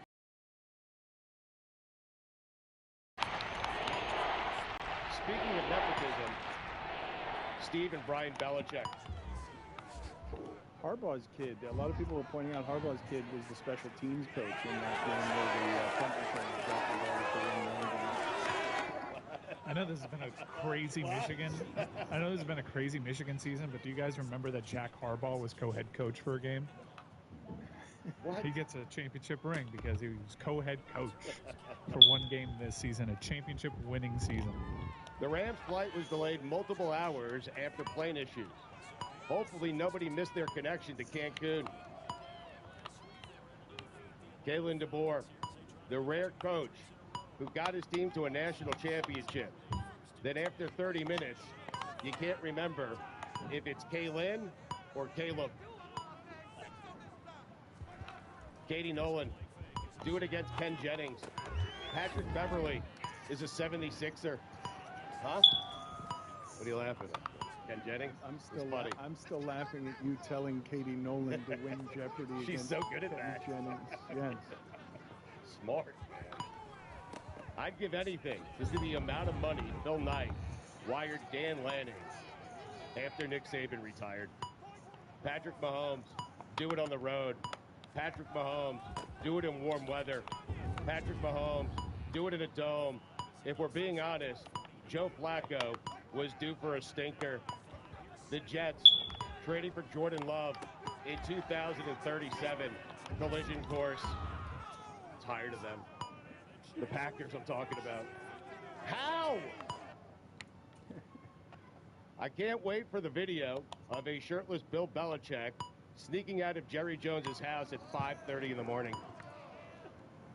What were they doing? Like, why would he be? Well, you remember McCarthy had to sleep over his house. Over his house as part of the interview. Ew, that's gross. So odd. Underreported story. Why a sleepover? Why shirtless? And why in the hell are you sleeping? Ew. Shirtless detail just That's some gay shit right there, bro. That's some true gay shit right there. Why is a head coaching candidate sleeping over at the house of the owner of an NFL team? That's some real gay shit right there. And I like gay people, but that shit even gay for me, bro. Like, what the fuck? Dan, the D in Dak stands for do it in the playoffs. You know what the P in Prescott stands for? Not playoffs. Am I fucking starting with the fucking Jets? Are you serious? Quite the weekend for Stephen A. Smith. Top 5 people who were the happiest over the weekend. Number 5, Skip Bayless. Dallas losing is good for the business of Skip. Number 4, Bill Belichick. I could care less Number about 3, those. Deshaun Watson. I fucking hate his He had guts. enough of Joe Flacco. Thank you. Thundering through. Number 2, Stephen A. We have shirtless Bill Belichick. The sound that's accompanying you is Bill Belichick leaving that apartment shirtless. That's why you're not getting the sounds you're accustomed to. Stephen A. The walking down the stairs. Number 1, Brian Gutekunst. Here come the Jazz. You're fucking serious. Watch out. Nice little game for Markkanen. Cam Ward to Miami. Looks like Mike Ryan's check cleared.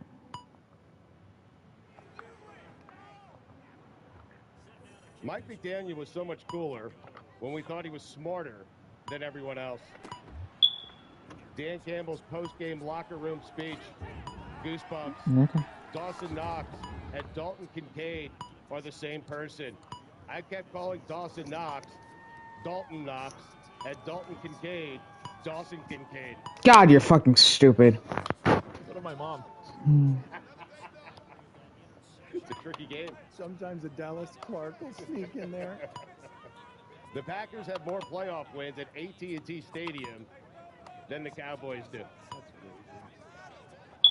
That's an amazing stat. Oh, boy. Mina Kimes. What do I do here? Skip it? Mina Kimes picking the Lions on the Mina Kimes Show with Lenny and the Rams on NFL Live. Mina, the Stugats, is strong in you.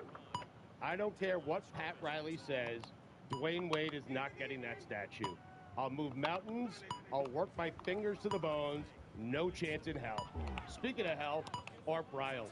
Dan, those are the weekend. Oh my god, I am losing to the fucking Jets. I'm listening to the fucking Jets. Are you serious?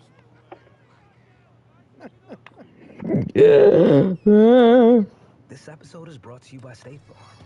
I was trying to angle it so it's silent, but I don't think I was able to. Why is my kicker struggling with deeper kicks?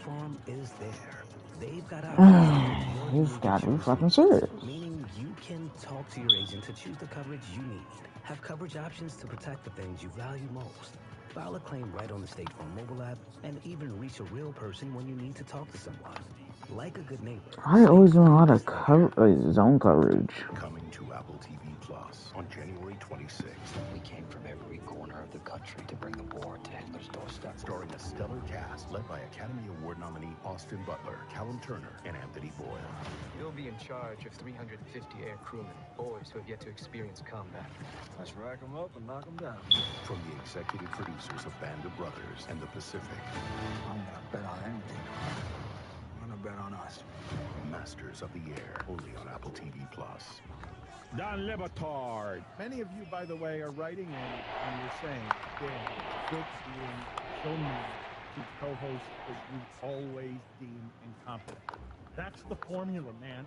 me being mean to the co-host is what allows Stugotz to take a very wealthy vacation right now. Stugotz. It's a winning position for everyone but me. Have you guys not figured this out yet? That's the whole thing, is me being rotten straight man as everyone else gets to be incompetent, then I yell at them for being incompetent. And here's the miracle of it. It's the magic elixir. Bad, which is the only thing Greg Cody can be, becomes good and lovable. And it's because standing next to obnoxious, strident me makes everyone look that way.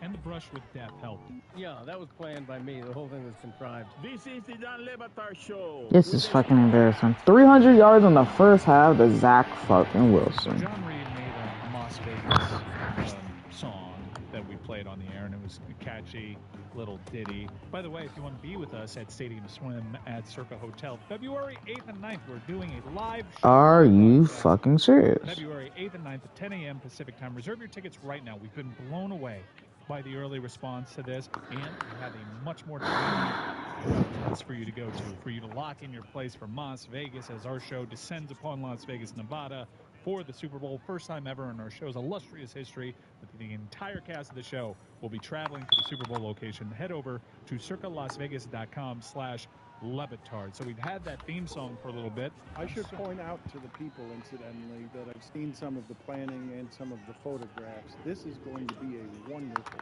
party that's going to, I don't want to overpromise here, but it's going to be a lot of fun. It should be great, provided that Dan and I don't tear apart at the seams. Here's that song by John Reed, and I want to get to it. What this is actually inspired around these parts.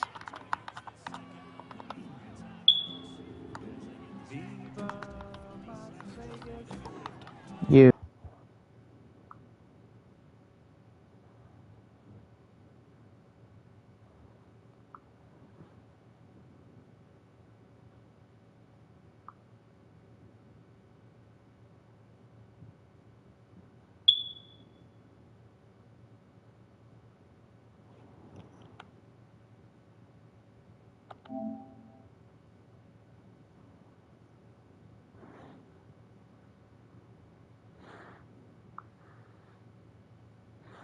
Weird.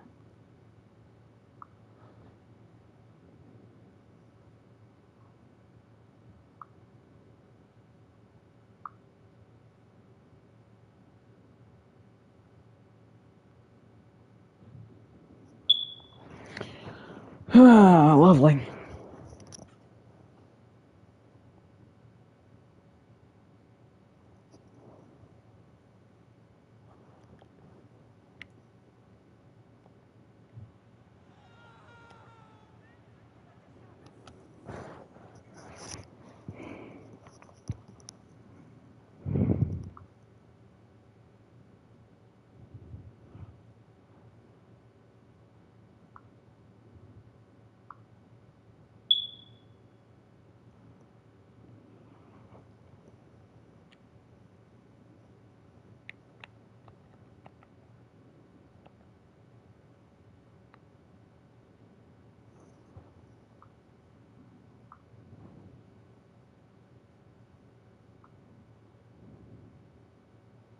It's a banger of a parody song, and John Reed went back and laughed, and I will great card. So we've had that place for Las Vegas as our show descends upon Las Vegas, Nevada for the Super Bowl. First time ever in our show's illustrious history.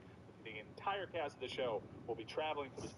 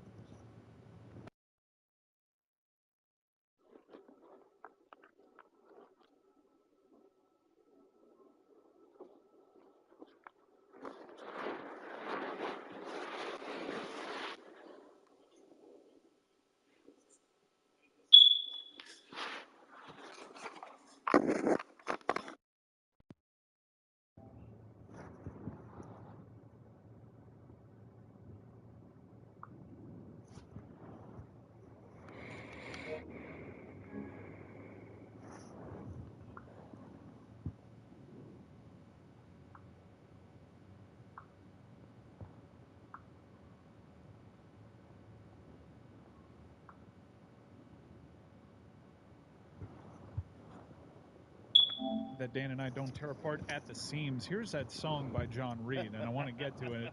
What this is actually inspired around these parts. Oh, why is the connection?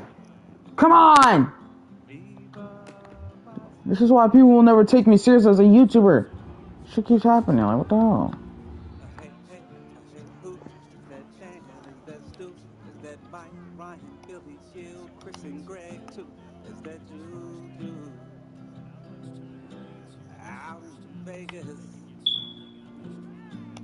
Oh boy, is that Roy, talking hockey at the bar.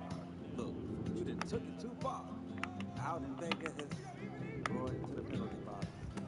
Viva Las Vegas. Yes, 40, 45, 50, 45, 40, 35, 30, 25, 20, 15, 10, 5. Oh, the way! Touchdown! In a second, but we have a live shot of Jeremy Taché, who is also musically inclined, and he is hard at work in the lab right now, crafting another song for this show. So, John Reed, an unlikely source, but I thank you for the inspiration that you've given our team. 69 yards, a career long for Mr. Arnett.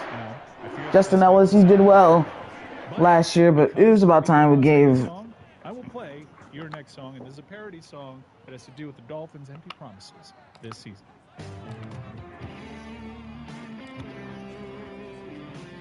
The Dolphins haven't won a playoff since 2000, which is the longest drought ever now. And they have the most consecutive playoff losses with 6 consecutive playoff losses.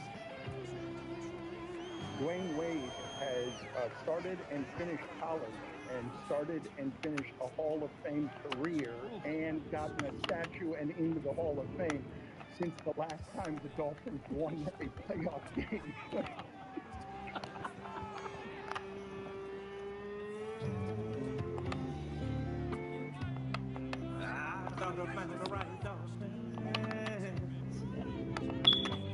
It's almost sensual. To ease our troubled minds.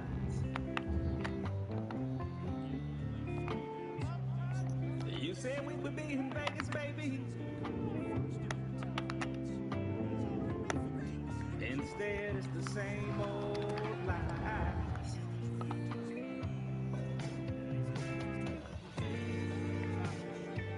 I thought we had a chance. Now it's all over. Said we would be there every step of the way. But all we ever get, Yeah, of course. empty promised Dolphins.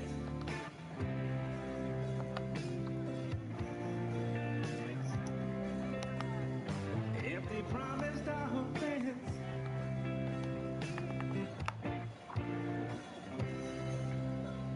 Empty promised Dolphins. Turn to the Blues. Maybe we don't trust them as much. Agreed. It's hard living up to Viva Las Vegas, you know. We will get to a parade of gas bags in a moment. Oh, wow. 4 touchdowns. Since we have done one of those, I suspect that Greg Cody will be featured prominently. Oh, parade of gas bags. Greatest of the Dolphin homers. But I wanted to ask you guys something. I had a dog park incident over the weekend, and actually called my wife afterward, and I was proud of myself for being able to muzzle my own rage at what it is was happening, because Wow. I could have had an escalation that would have been unwise for me at 55 years old. But it's a big park. Ah! And the Damn dogs it! run free at the park, and sometimes dog behaves like dog. Can't really control, I don't think, whether or not a dog gets into it with another dog. I'd like to think you can. What the hell, Buffalo? And my dog seems to have big problems with other dogs that have balls. The hell, Arizona? And that's ironic that team I play next on this triple header of home games. Sometimes it escalates, and my dog's a pit. Yeah. My dog will not actually do anything bad to anybody. He just makes noise and growls and stuff, but he's a pit bull. I'm fucking pissed that I'm losing to the Jets, man. Like, what? So I'm on the phone on one part of the park, and I see that The one, a 2 years owner ago. is scared, and my dog is, wrestling with another dog who is now submitted. The other dog has submitted, and my dog is on top of the dog. And I go running over, right, to just grab my dog off of the other dog and put his collar back on and his leash back on. And as I'm doing it, and I'm down on the ground doing it, I'm having trouble doing it because the dude's standing over me and screaming at me to control my dog. And I understand his fear, but he's insulting me while I'm doing this, and I'm having trouble with his collar because I'm getting so agitated about this guy being over me when I'm both understanding his fear and also trying to soothe him by explaining, look, my dog isn't any kind of a problem, it just looks like it. You're not focused. You're not focused at the task at hand. I'm focused on my rage because this person is insulting me, but yet I'm also compassionate to his fear because I get it. That's not something that you want, but he's yelling at me about my inability to control my dog from behaving like a dog. Yes. And this happens. Get off me. Because, to God, my hands are now shaking with anger at this person standing over me. And I was able, in that, and this is different for me, not just with age, but because now everybody in Florida is armed. Like, you gotta kind of be smarter about stuff like that. And when I got up and started talking to him, I explained to him calmly, his wife was actually taking my side on it. I explained to him calmly that he's escalating matters because he was very close to me being on his neck the way my dog was on his dog's neck. And no, I mean, I said it to him like that. I'm like, you're not helping matters. Like I wasn't mad at him. Like I'm like, I totally understand everything This about shit your is fear embarrassing. there, and it's how I was able to sort of make my rage subside, but that unwise for him to do that, but yet I didn't blame him. So what do you do in that situation? Both if you're me and you're him. You have a dog that you love and you're afraid of pit bulls and you're afraid that a pit bull is going to do something to your dog. Like, I totally understood his fear. What I didn't understand is how he was berating me with insults. I don't know why it glitched like that. Situation worse, escalating the situation. It doesn't help that his wife is siding with you. That never helped because I'm certain he was getting more angry because his wife was siding with you. I have a rule for a dog park. I'm sorry. When you bring your dog to a dog park, you let dogs be dogs. That's it. You take the leash off. You let them run around. If they wrestle a little bit, if they play, too bad. If you don't like it, don't bring your dog to the dog park. That's it. I really didn't know whether, whether I should have been angrier or should have been more understanding, because you were understanding, Dan. You ran. Was it scary? Was your dog like baring his teeth a little bit, or was he just very clearly playing? No, they were playing, and he was getting the other dog to submit. But you have to let animals hash some of this stuff out, because this sort of stuff happens at the dog park with dogs all the time. But again, pit bulls have a reputation, and so I totally understand why anybody would be afraid of that reputation, even though I know my dog. I've told you before, my dog's afraid of the ATM. My dog is afraid of balloons. My dog is afraid of fireworks. My dog is afraid of rain. Like, I know that my dog is a bit of an anxious creature that is kind of harmless, but you can't know that. I also know that I can't physically hurt my dog. Like, I can't, I spank my dog just to, like, play with him, because there's no way that I can, there's no part of him that I can hurt. Like, he's too strong, too muscular. I can't do anything with him. Your dog's also afraid of balls. He's not afraid of balls. So he got the dog with balls to submit with him being ballless. That's right. That is correct. Alpha male. But you properly assessed the situation without Pit bulls the person don't have saying testicles? something. You were going over to handle the situation. I sprinted over. Yeah, I this know. isn't about. You don't sprint for anything. This is not about your dog. This is about you. I'm proud of you. Yeah. Say. What kind of thing was the guy screaming at you? I'm just curious. You know, why can everybody else in this park control this dog, and you bleepity-bleep can't control your dog? And then when you shouted back at him, do you know I didn't shout back. I didn't what shout did he back say at then? him. Have you read my Herald columns? Yeah, that's my go-to. But you travel with an entourage. Oh my though. God. Like, at no point did your PAs not jump in, your security detail. Like, where were those people? You know, that's what I'm wondering. You know, the dog has his own entourage. You thought the butler should have jumped Yes, in? exactly. You know, you don't work alone. You always got a crew with you. They should have been. This is the new and unimproved Dan Levatar show with the Stugats. Gamble on by DraftKings. How powerful is Cox Internet? Powerful enough to keep fans across the country in the action on the biggest game days of the year. Bring the action. One of 65,000 fans at Allegiant Stadium. You're streaming at home with America's fastest download speed. That's the best I can do because I'm on live TV, so I can't really do much else after that. I don't. Connected to the premises by a coaxial connection. Speeds vary and are not guaranteed. Cox terms and other restrictions may apply. Analysis by Ookla Speed Test Intelligence data. Fixed median download speeds. US Q3 2023. You're listening Really? to Kings Network. I'm losing to the fucking Jets? Are you serious? I am not this bad at video games! This game is not just for football fans. My chest It's time hurts. to go all God in damn on it. food. Tums and DraftKings have teamed up to create a free-to-play pool so you can get in on the action and keep on snacking. There's a share of $10,000 up for grabs. To take home the cheddar, just make the right picks about America's game day grub. Play free in the Tums Prop Bites pool on DraftKings to score big without the burn. Learn more at TumsPropBites.com. Eligibility restrictions apply. Void where prohibited. See DraftKings.com for details. This is the Dan Levatar show with the Why does it do that?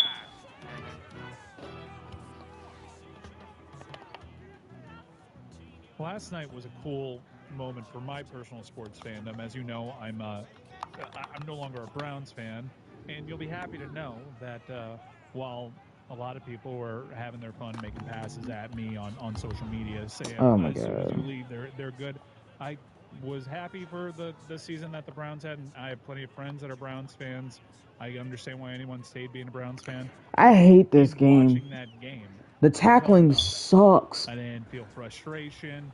I wanted the Browns to win just because I like players on that team, but as soon as Joe Flacco started turning the ball over the way that he has the entire time there, I didn't feel anything, and I thought it was pretty cool that C.J. Stroud looked so good.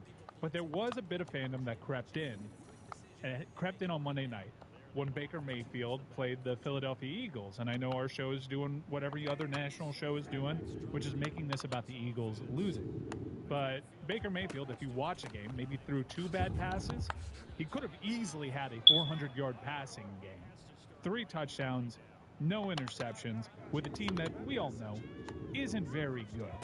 He went from the Carolina Panthers, forcing him to play D-line on the scout team, hand in the dirt. There's photos of it online. Wait, what? To being jettisoned by a terrible Carolina Wait. what? With the LA Rams. He had to play defensive line on the scout team? Oh. Busted out, maybe he can have a career as a backup. And now they're talking about big money for Baker Mayfield because he not only won a division, he took down the defending NFC champion Philadelphia Eagles, thoroughly outplayed Jalen Hurts in the process, and is now on his way to Detroit in the second round.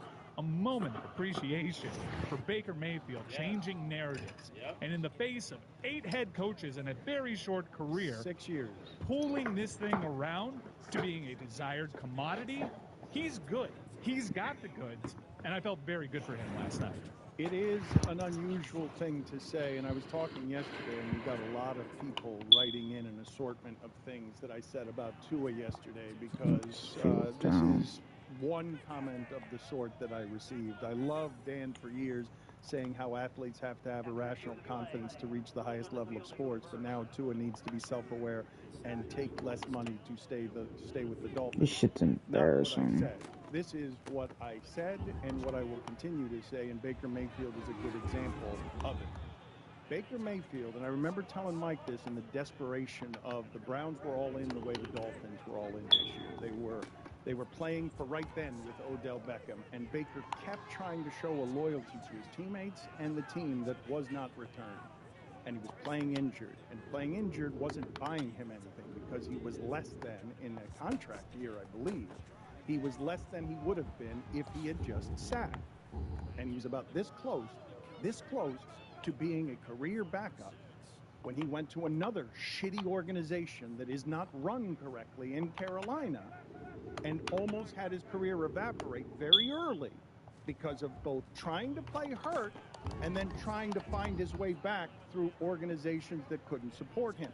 Tua has an organization that is built around him. I'm not advising and never advise anybody to take less money if that's what they want from life. But do not underestimate what it is to be with a competent organization, because an incompetent Oh, finally! sink you. And the one he was with in Carolina, I got Juwan Johnson a touchdown. better than C.J. Stroud.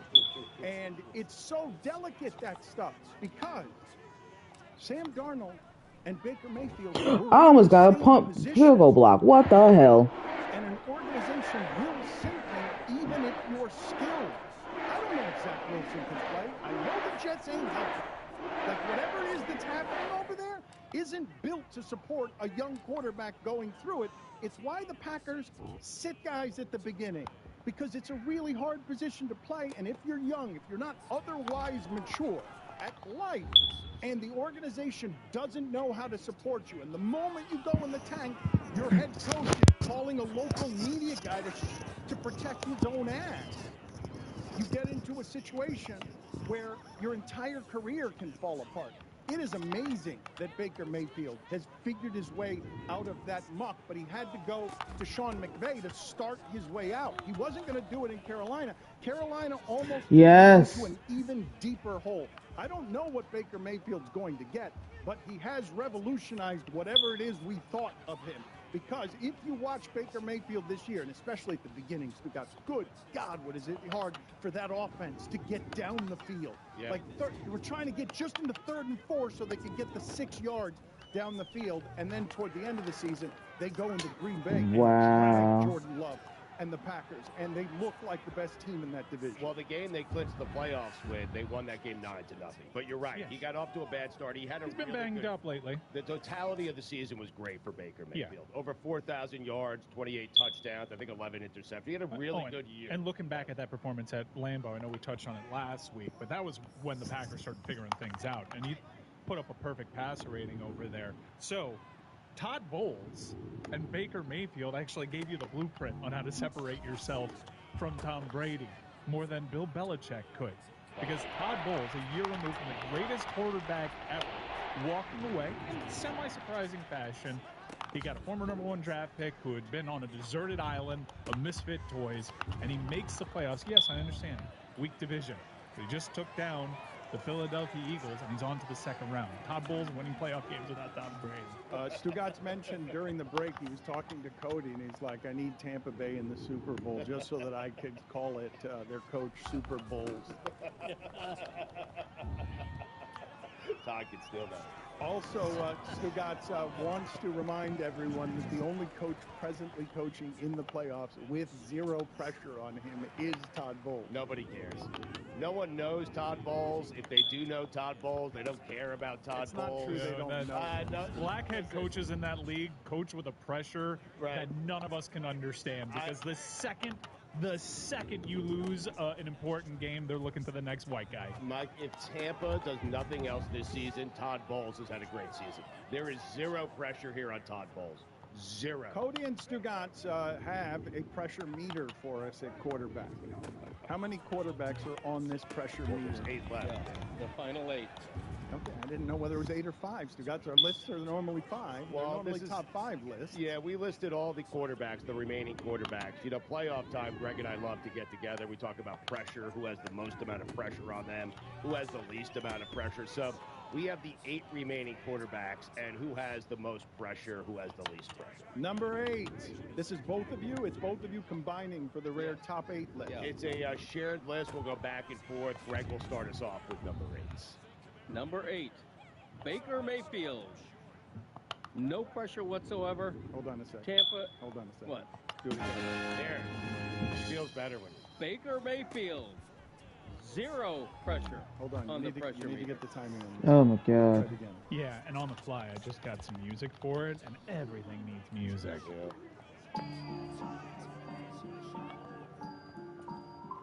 Baker Mayfield. Your timing is so bad. Hey, music. I'm used to that sound, not the music. Debuting for the first time, the Stugotz and Cody combined merger of top 8 quarterbacks with the most pressure on them. Number 8. Baker Mayfield. Baker Mayfield has already won the playoffs. He doesn't have to do anything else.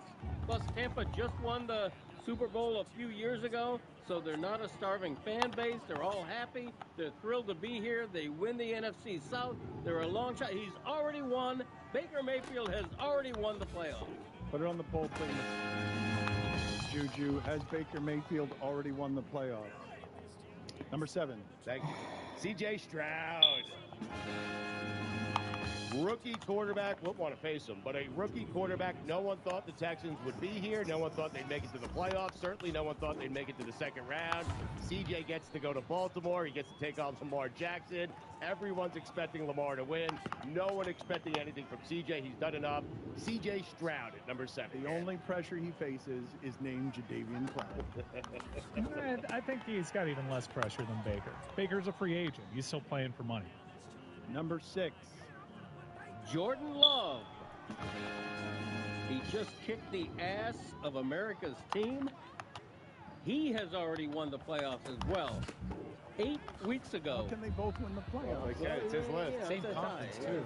Only one of them. No, they both won the playoffs. Just try to change up the stuff you're saying. They both won the playoffs. What can I tell you? Jordan Love, 8 weeks ago, people weren't sure about Jordan Love. Is he the guy? Is he the guy to replace Aaron Rodgers? 8 weeks later, nobody's saying that. He's on a tear. Jordan Love is as hot as any quarterback in the NFL at just the right time. All of a sudden, Green Bay loves Love. Number 5. Patrick Mahomes. Good dismount on that last one. Are you Danny's fucking never serious? played a road playoff game. He will play one this weekend in Buffalo. Patrick Mahomes, do it on the road. Pressure. It's also because he won the most recent legacy game. Tony called that a legacy game for and he made it happen. Mahomes. They struggled in the red zone, which we'll get to later on. Number 4. Number 4, Jared Goff. Detroit is swooning. Detroit has never been happier. Detroit has already won the playoffs. They haven't won anything in 33 years, whatever it's been. And Jared Goff now has the crown on his head. He's the king of Detroit. Number 3. Brock Purdy.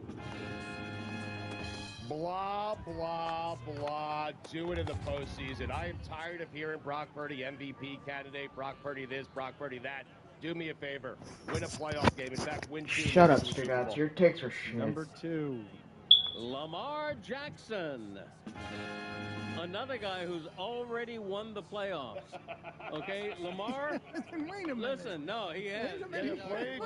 He didn't lose in the first week, but he didn't play. Yeah, because he's won already. Okay. He's got when you lead your team to a bye week, he's already won the MVP. He's got nothing left to prove. Lamar Jackson. Nothing left to prove. He's got second most pressure on it. He's got plenty to prove. This is where your dad starts to fall apart. Like when we get into the 4th hour of doing show, this is when we lose it. Yeah, it's been a long time. L-Jack. Greg Lobos. You can make an argument he has the most amount of pressure on him this postseason. Who won? Number 1. Josh Allen. Weird how that ball went up like that. Let Patrick Mahomes walk into your stadium and beat you at your stadium. You agree with that, Cody? Yeah, I do. Yeah, it's a shared list then. Yeah, because Lamar Jackson. Show with the Stugotz. Gamble on by DraftKings. Johnson. Folks, listen up. TurboTax makes all your moves count, and roughly 37% of taxpayers qualify to file 100% free with TurboTax Free Edition. Form 1040 and limited credits only. File 100% free, max refund guaranteed.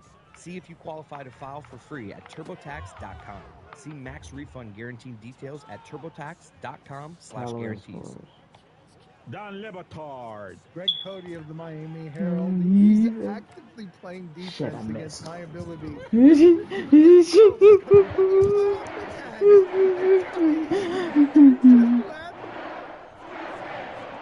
.com/guarantees. Damn, it's already 11 o'clock. Greg He's actively playing defense against my ability to do the show because what are you laughing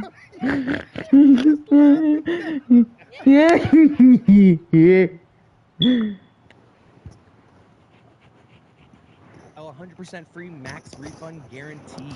See if you qualify to file for free Who at pissed off Tom Brady? TurboTax.com. I See mean, max refund guarantee yeah, details who at pissed off Tom Brady? Josh Allen, was it you? TurboTax.com/guarantees. Don Lebatard. Greg Cody of the Miami Herald. He's actively playing defense against my ability to do the show because what are you laughing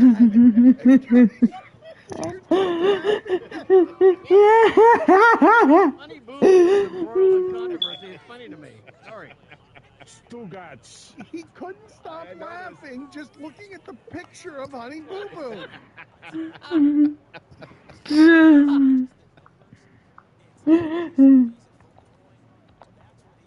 Don Lebatard. Greg Cody of the Miami Herald. He's actively playing defense against my ability to do the show because what are you laughing at? You're just laughing at. Honey Boo Boo is embroiled. Let's go! And I got the animation I wanted. Let's go! Stop laughing just looking at the picture of Honey Boo Boo. That's exactly what I needed. It was a bad pass too. This is so happy. This is We can't make him laugh like that. It's how he's gonna die. Right here, just laughing and coughing. I want to die like. /guarantees. Don Lebatard. Greg Cody of Oh the my Miami God. Herald. He's actively playing defense against my ability to do the show because what are you laughing at? You're just laughing at. Honey Boo Boo is embroiled in controversy. It's funny to me. Sorry. I don't understand why I'm struggling. I don't understand why I'm struggling. Just looking at the picture of Honey This Boo shit is Boo. embarrassing, man.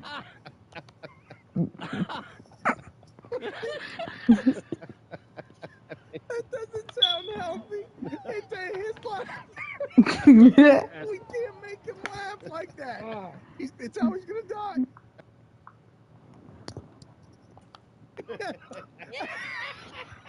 Honey Boo Boo is embroiled in controversy. It's funny to me. Sorry. Ability to do the show because what are you laughing? One more time. Details at TurboTax.com/guarantees. Don Lebatard. Greg Cody of the Miami Herald. He's Yeah. actively playing defense against my ability to do the show. You're fucking serious? 500 yards? Are you fucking serious right now? Just laughing at. Honey Boo Boo is embroiled in controversy. It's funny to me. Sorry. Stugats. He couldn't stop laughing just looking at the picture of Honey Boo Boo.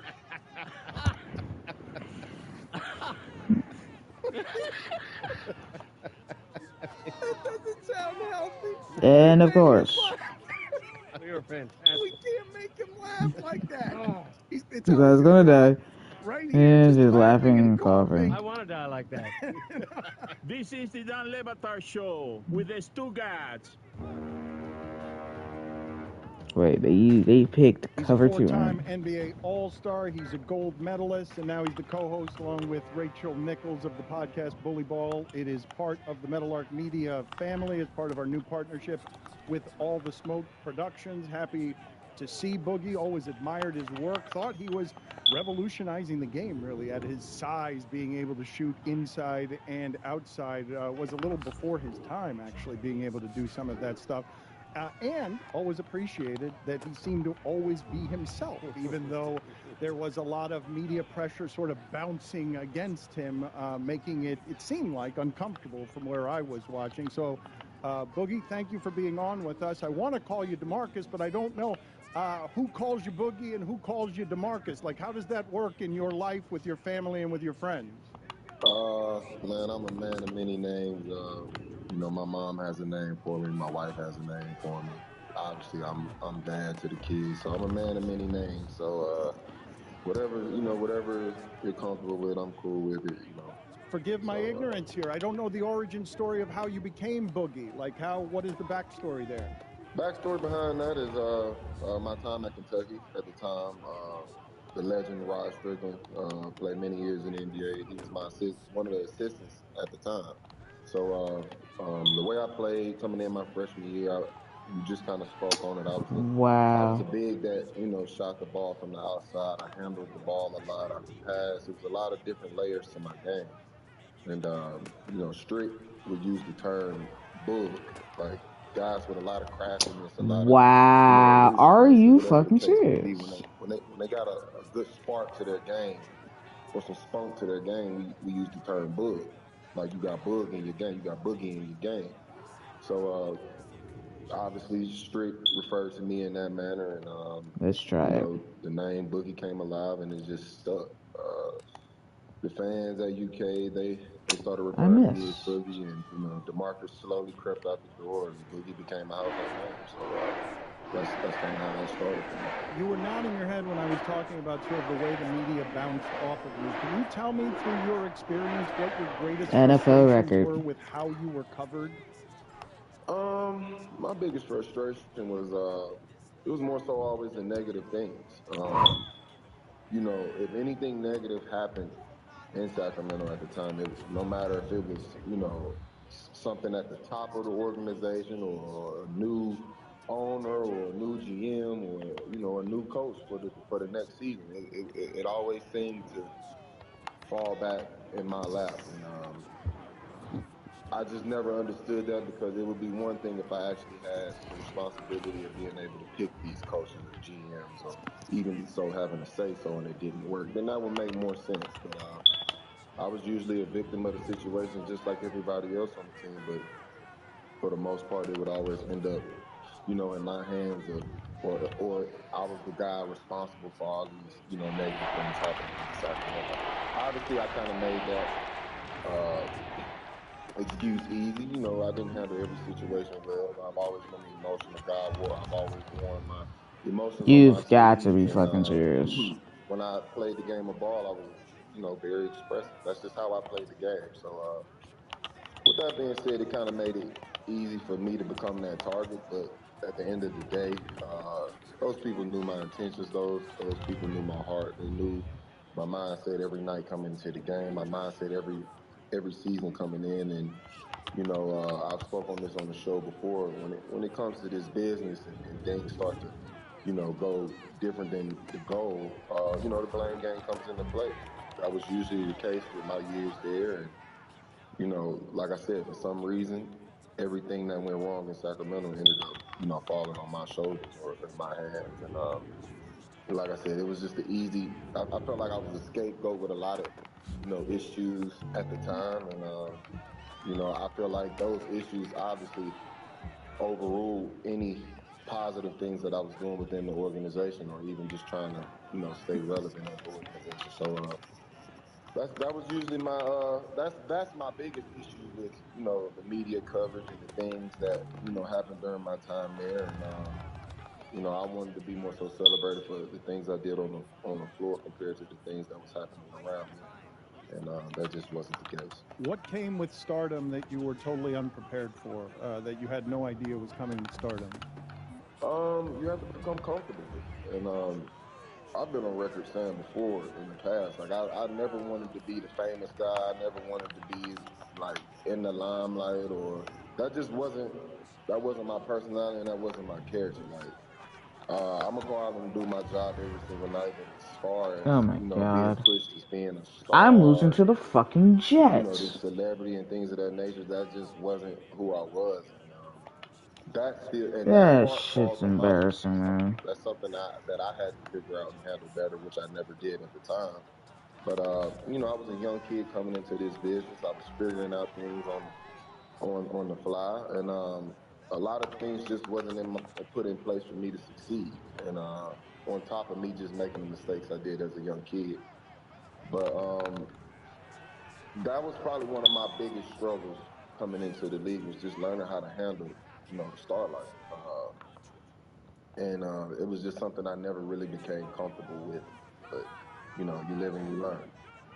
Bully Ball with Rachel Nichols and Boogie is the podcast. It's on the DraftKings Network Mondays, 7 p.m. Eastern, and all the Smoke Productions channel on YouTube. Kevin Garnett, famous for talking a lot of gibberish on the court, trash talk. Did he do that with you? Do you have a story, or did he know better to not do that with you? I actually do have a KG story, and it's kind of funny how it all came around full circle. It also involved Rajon Rondo, who ended up being my veteran. So it's when they were teammates at the time with Boston. Boston was on their run. They were super good. They had a championship at the time, and we were playing Boston in Sacramento, and KG was talking some trash. I mean, I believe this might have been my rookie season, actually. Either my rookie season or my second season. Anyway, KG was kind of talking his trash, and we were having words kind of back and forth.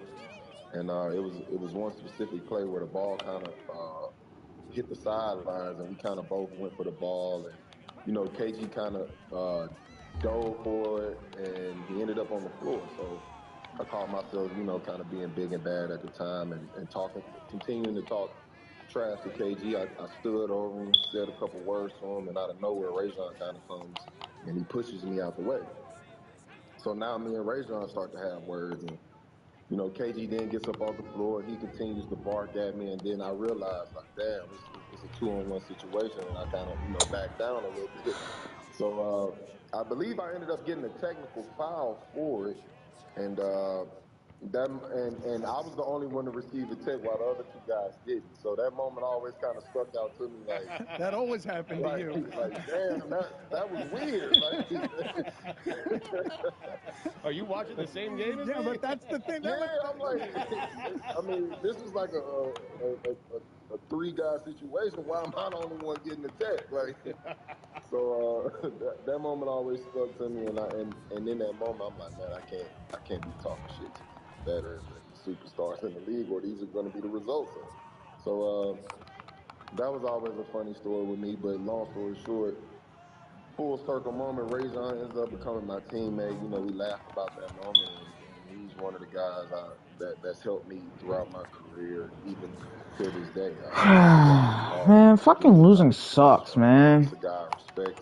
His voice I respect. His knowledge, his IQ at a game, and just, I mean, his career speaks for itself. So I don't have to do all that. But it's just it's funny that things happen the way they do, and life comes around full circle. So that was a dope moment. Tim Duncan is an understated trash talker. Do you have a Tim Duncan story for us? Oh my God, these motherfuckers just won't tackle. Tim Duncan was the first guy in this league that just absolutely crumbled.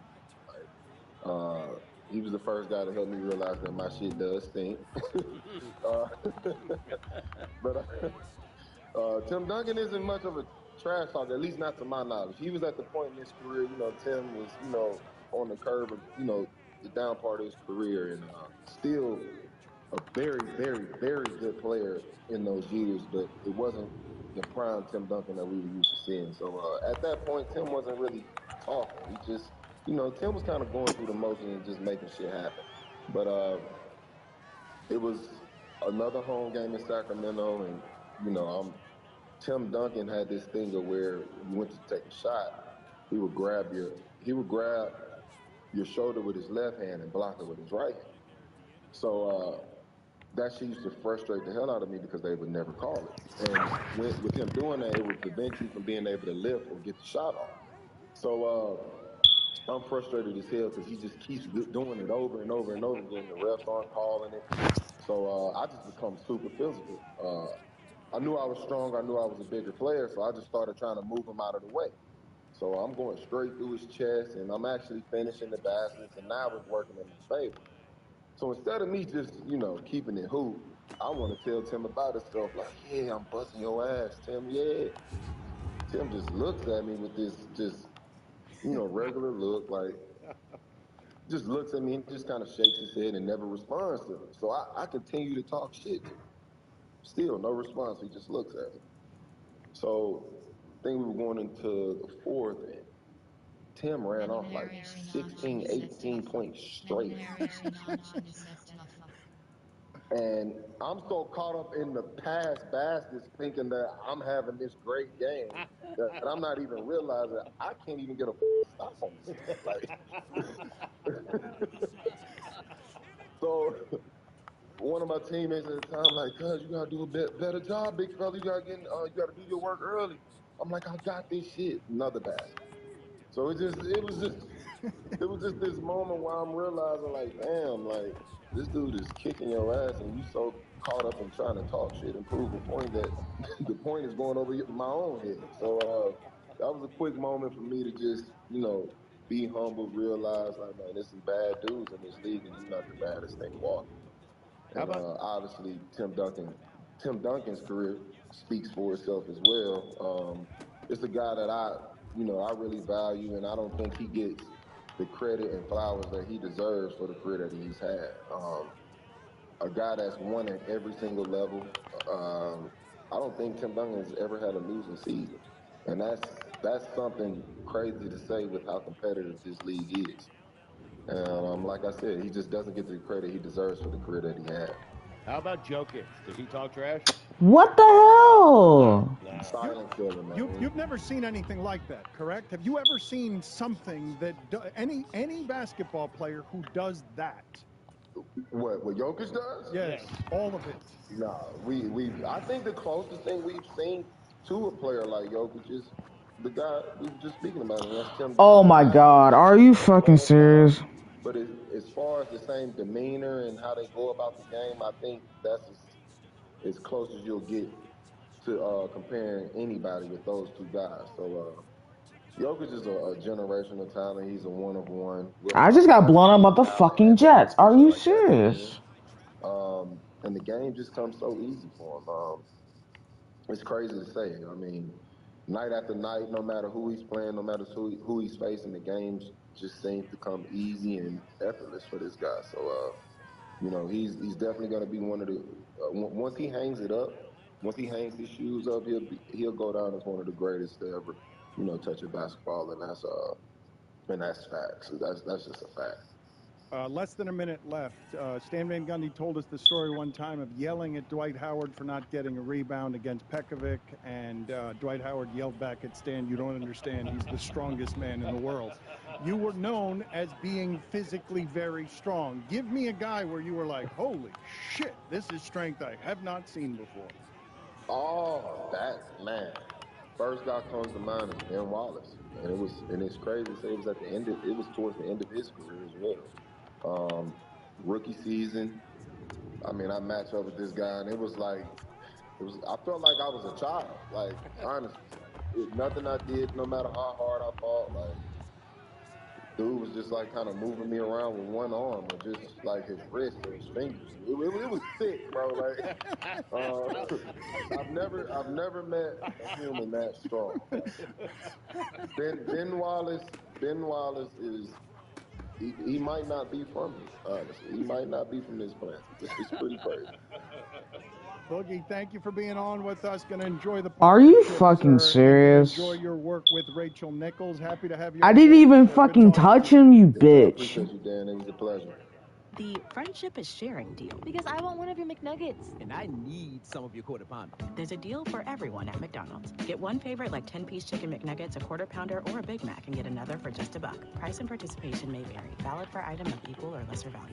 Join me, 48 Hours correspondent Erin Moriarty, on my podcast, My Life of Crime, as I take on true crime investigations like no other. Artie. This season, Maybe on I'm the Will looking into route. the labyrinth of crime and secrets within families.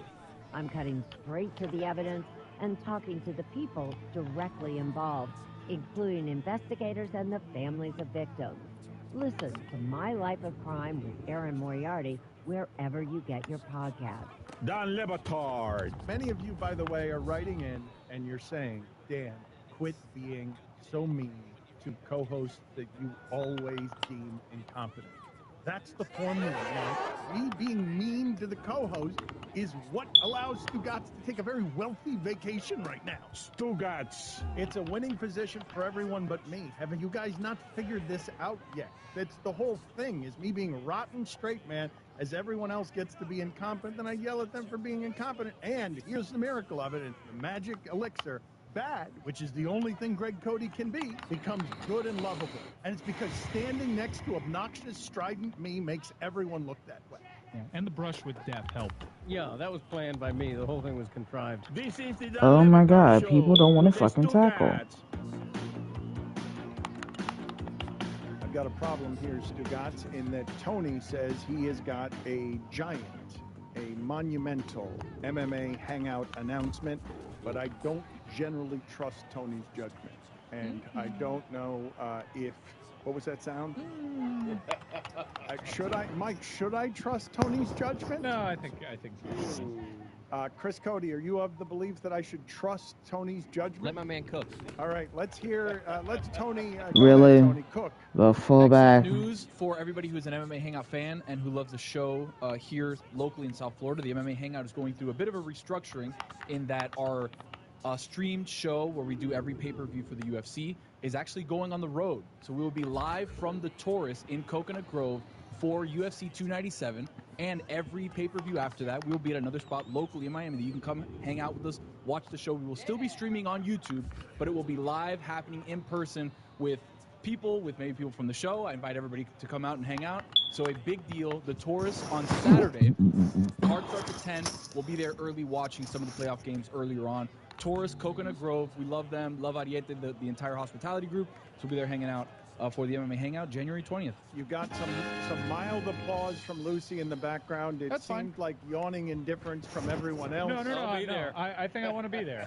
I think I want to be there unless I'm doing something else. But I think that's a big announcement. It's an actual MMA hangout as opposed to just calling it an MMA hangout. Lucy, and MMA fans are part of my favorite group of people.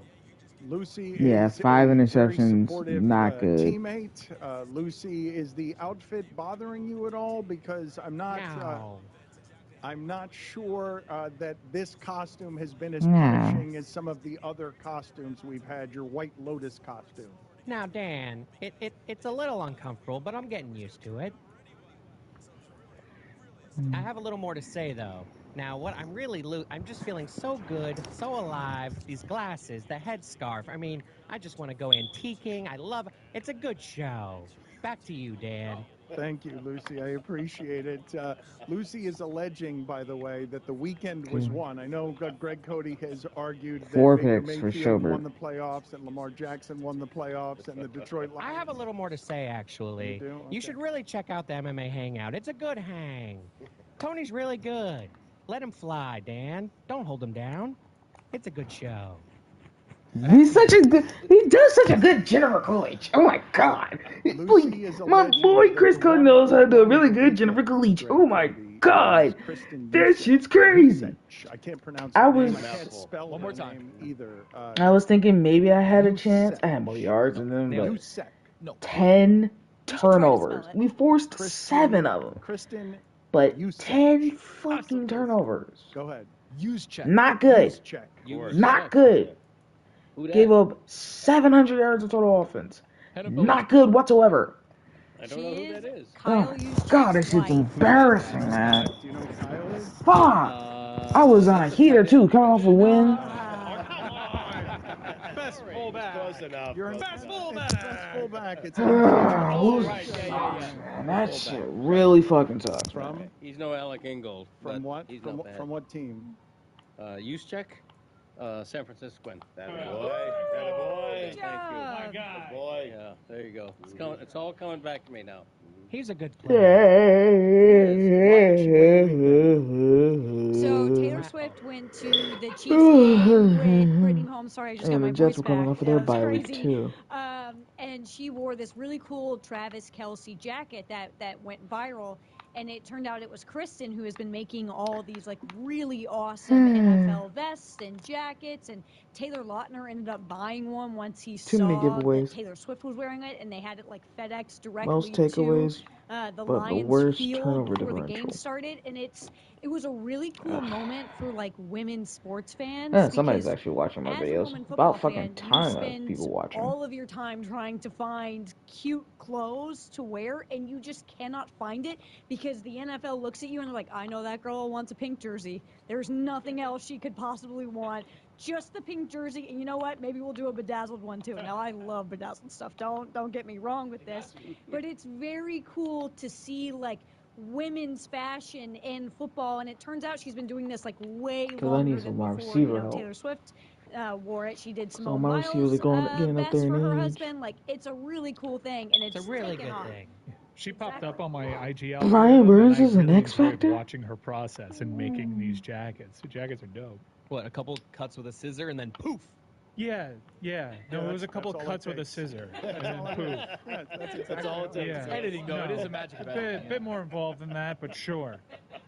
As a show, do you think all of us together could come up with the Am I surprised I got my ass boat raced by the Jets? Do you think A little. I all was of us expecting together with, possibly to 100 lose, but not getting chances? blown I got out. it wrong I hate getting blown out. If I'm going to lose, I want it to be within I don't think 10 to you 15 can. points. It's Not one more of than the that. reasons that I have Because then I trouble really with, feel like I really don't didn't do think shit if I get blown it's up not- more it than doesn't 15. seem phonetic. It's go ahead if you want to take a crack at it. I looked at it and I've forgotten. Get your fingers away from that keyboard, Stugats. I'm not. I'm just. I'm writing it out. Is that okay? Yeah, go for it.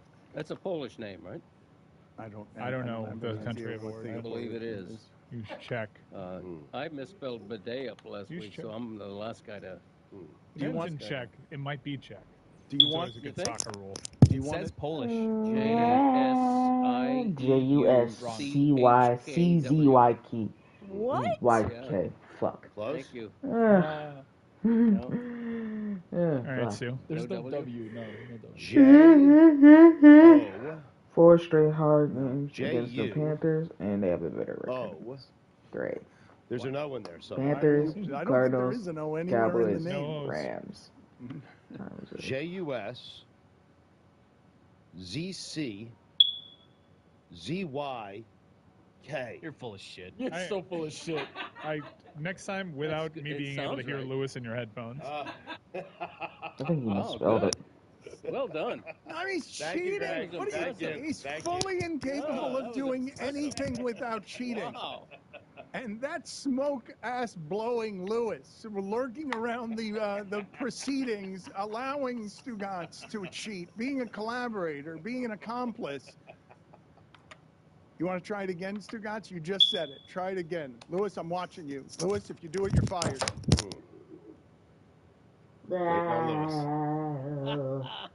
Do it again. You just did it. Lewis? Lewis, we're watching you, Lewis. We can all see you. It's a fireable offense. Allow me to state again for the record while I have a moment and I'm waiting on Lewis. I am not a racist. Just want to hammer that one home, okay? J. Lewis, we're watching you. Get your... Lewis! Go sit in the penalty box, Lewis.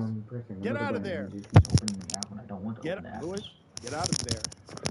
Slink out of there. Leave the room, Lewis. J-U-S 3 straight home games. Z.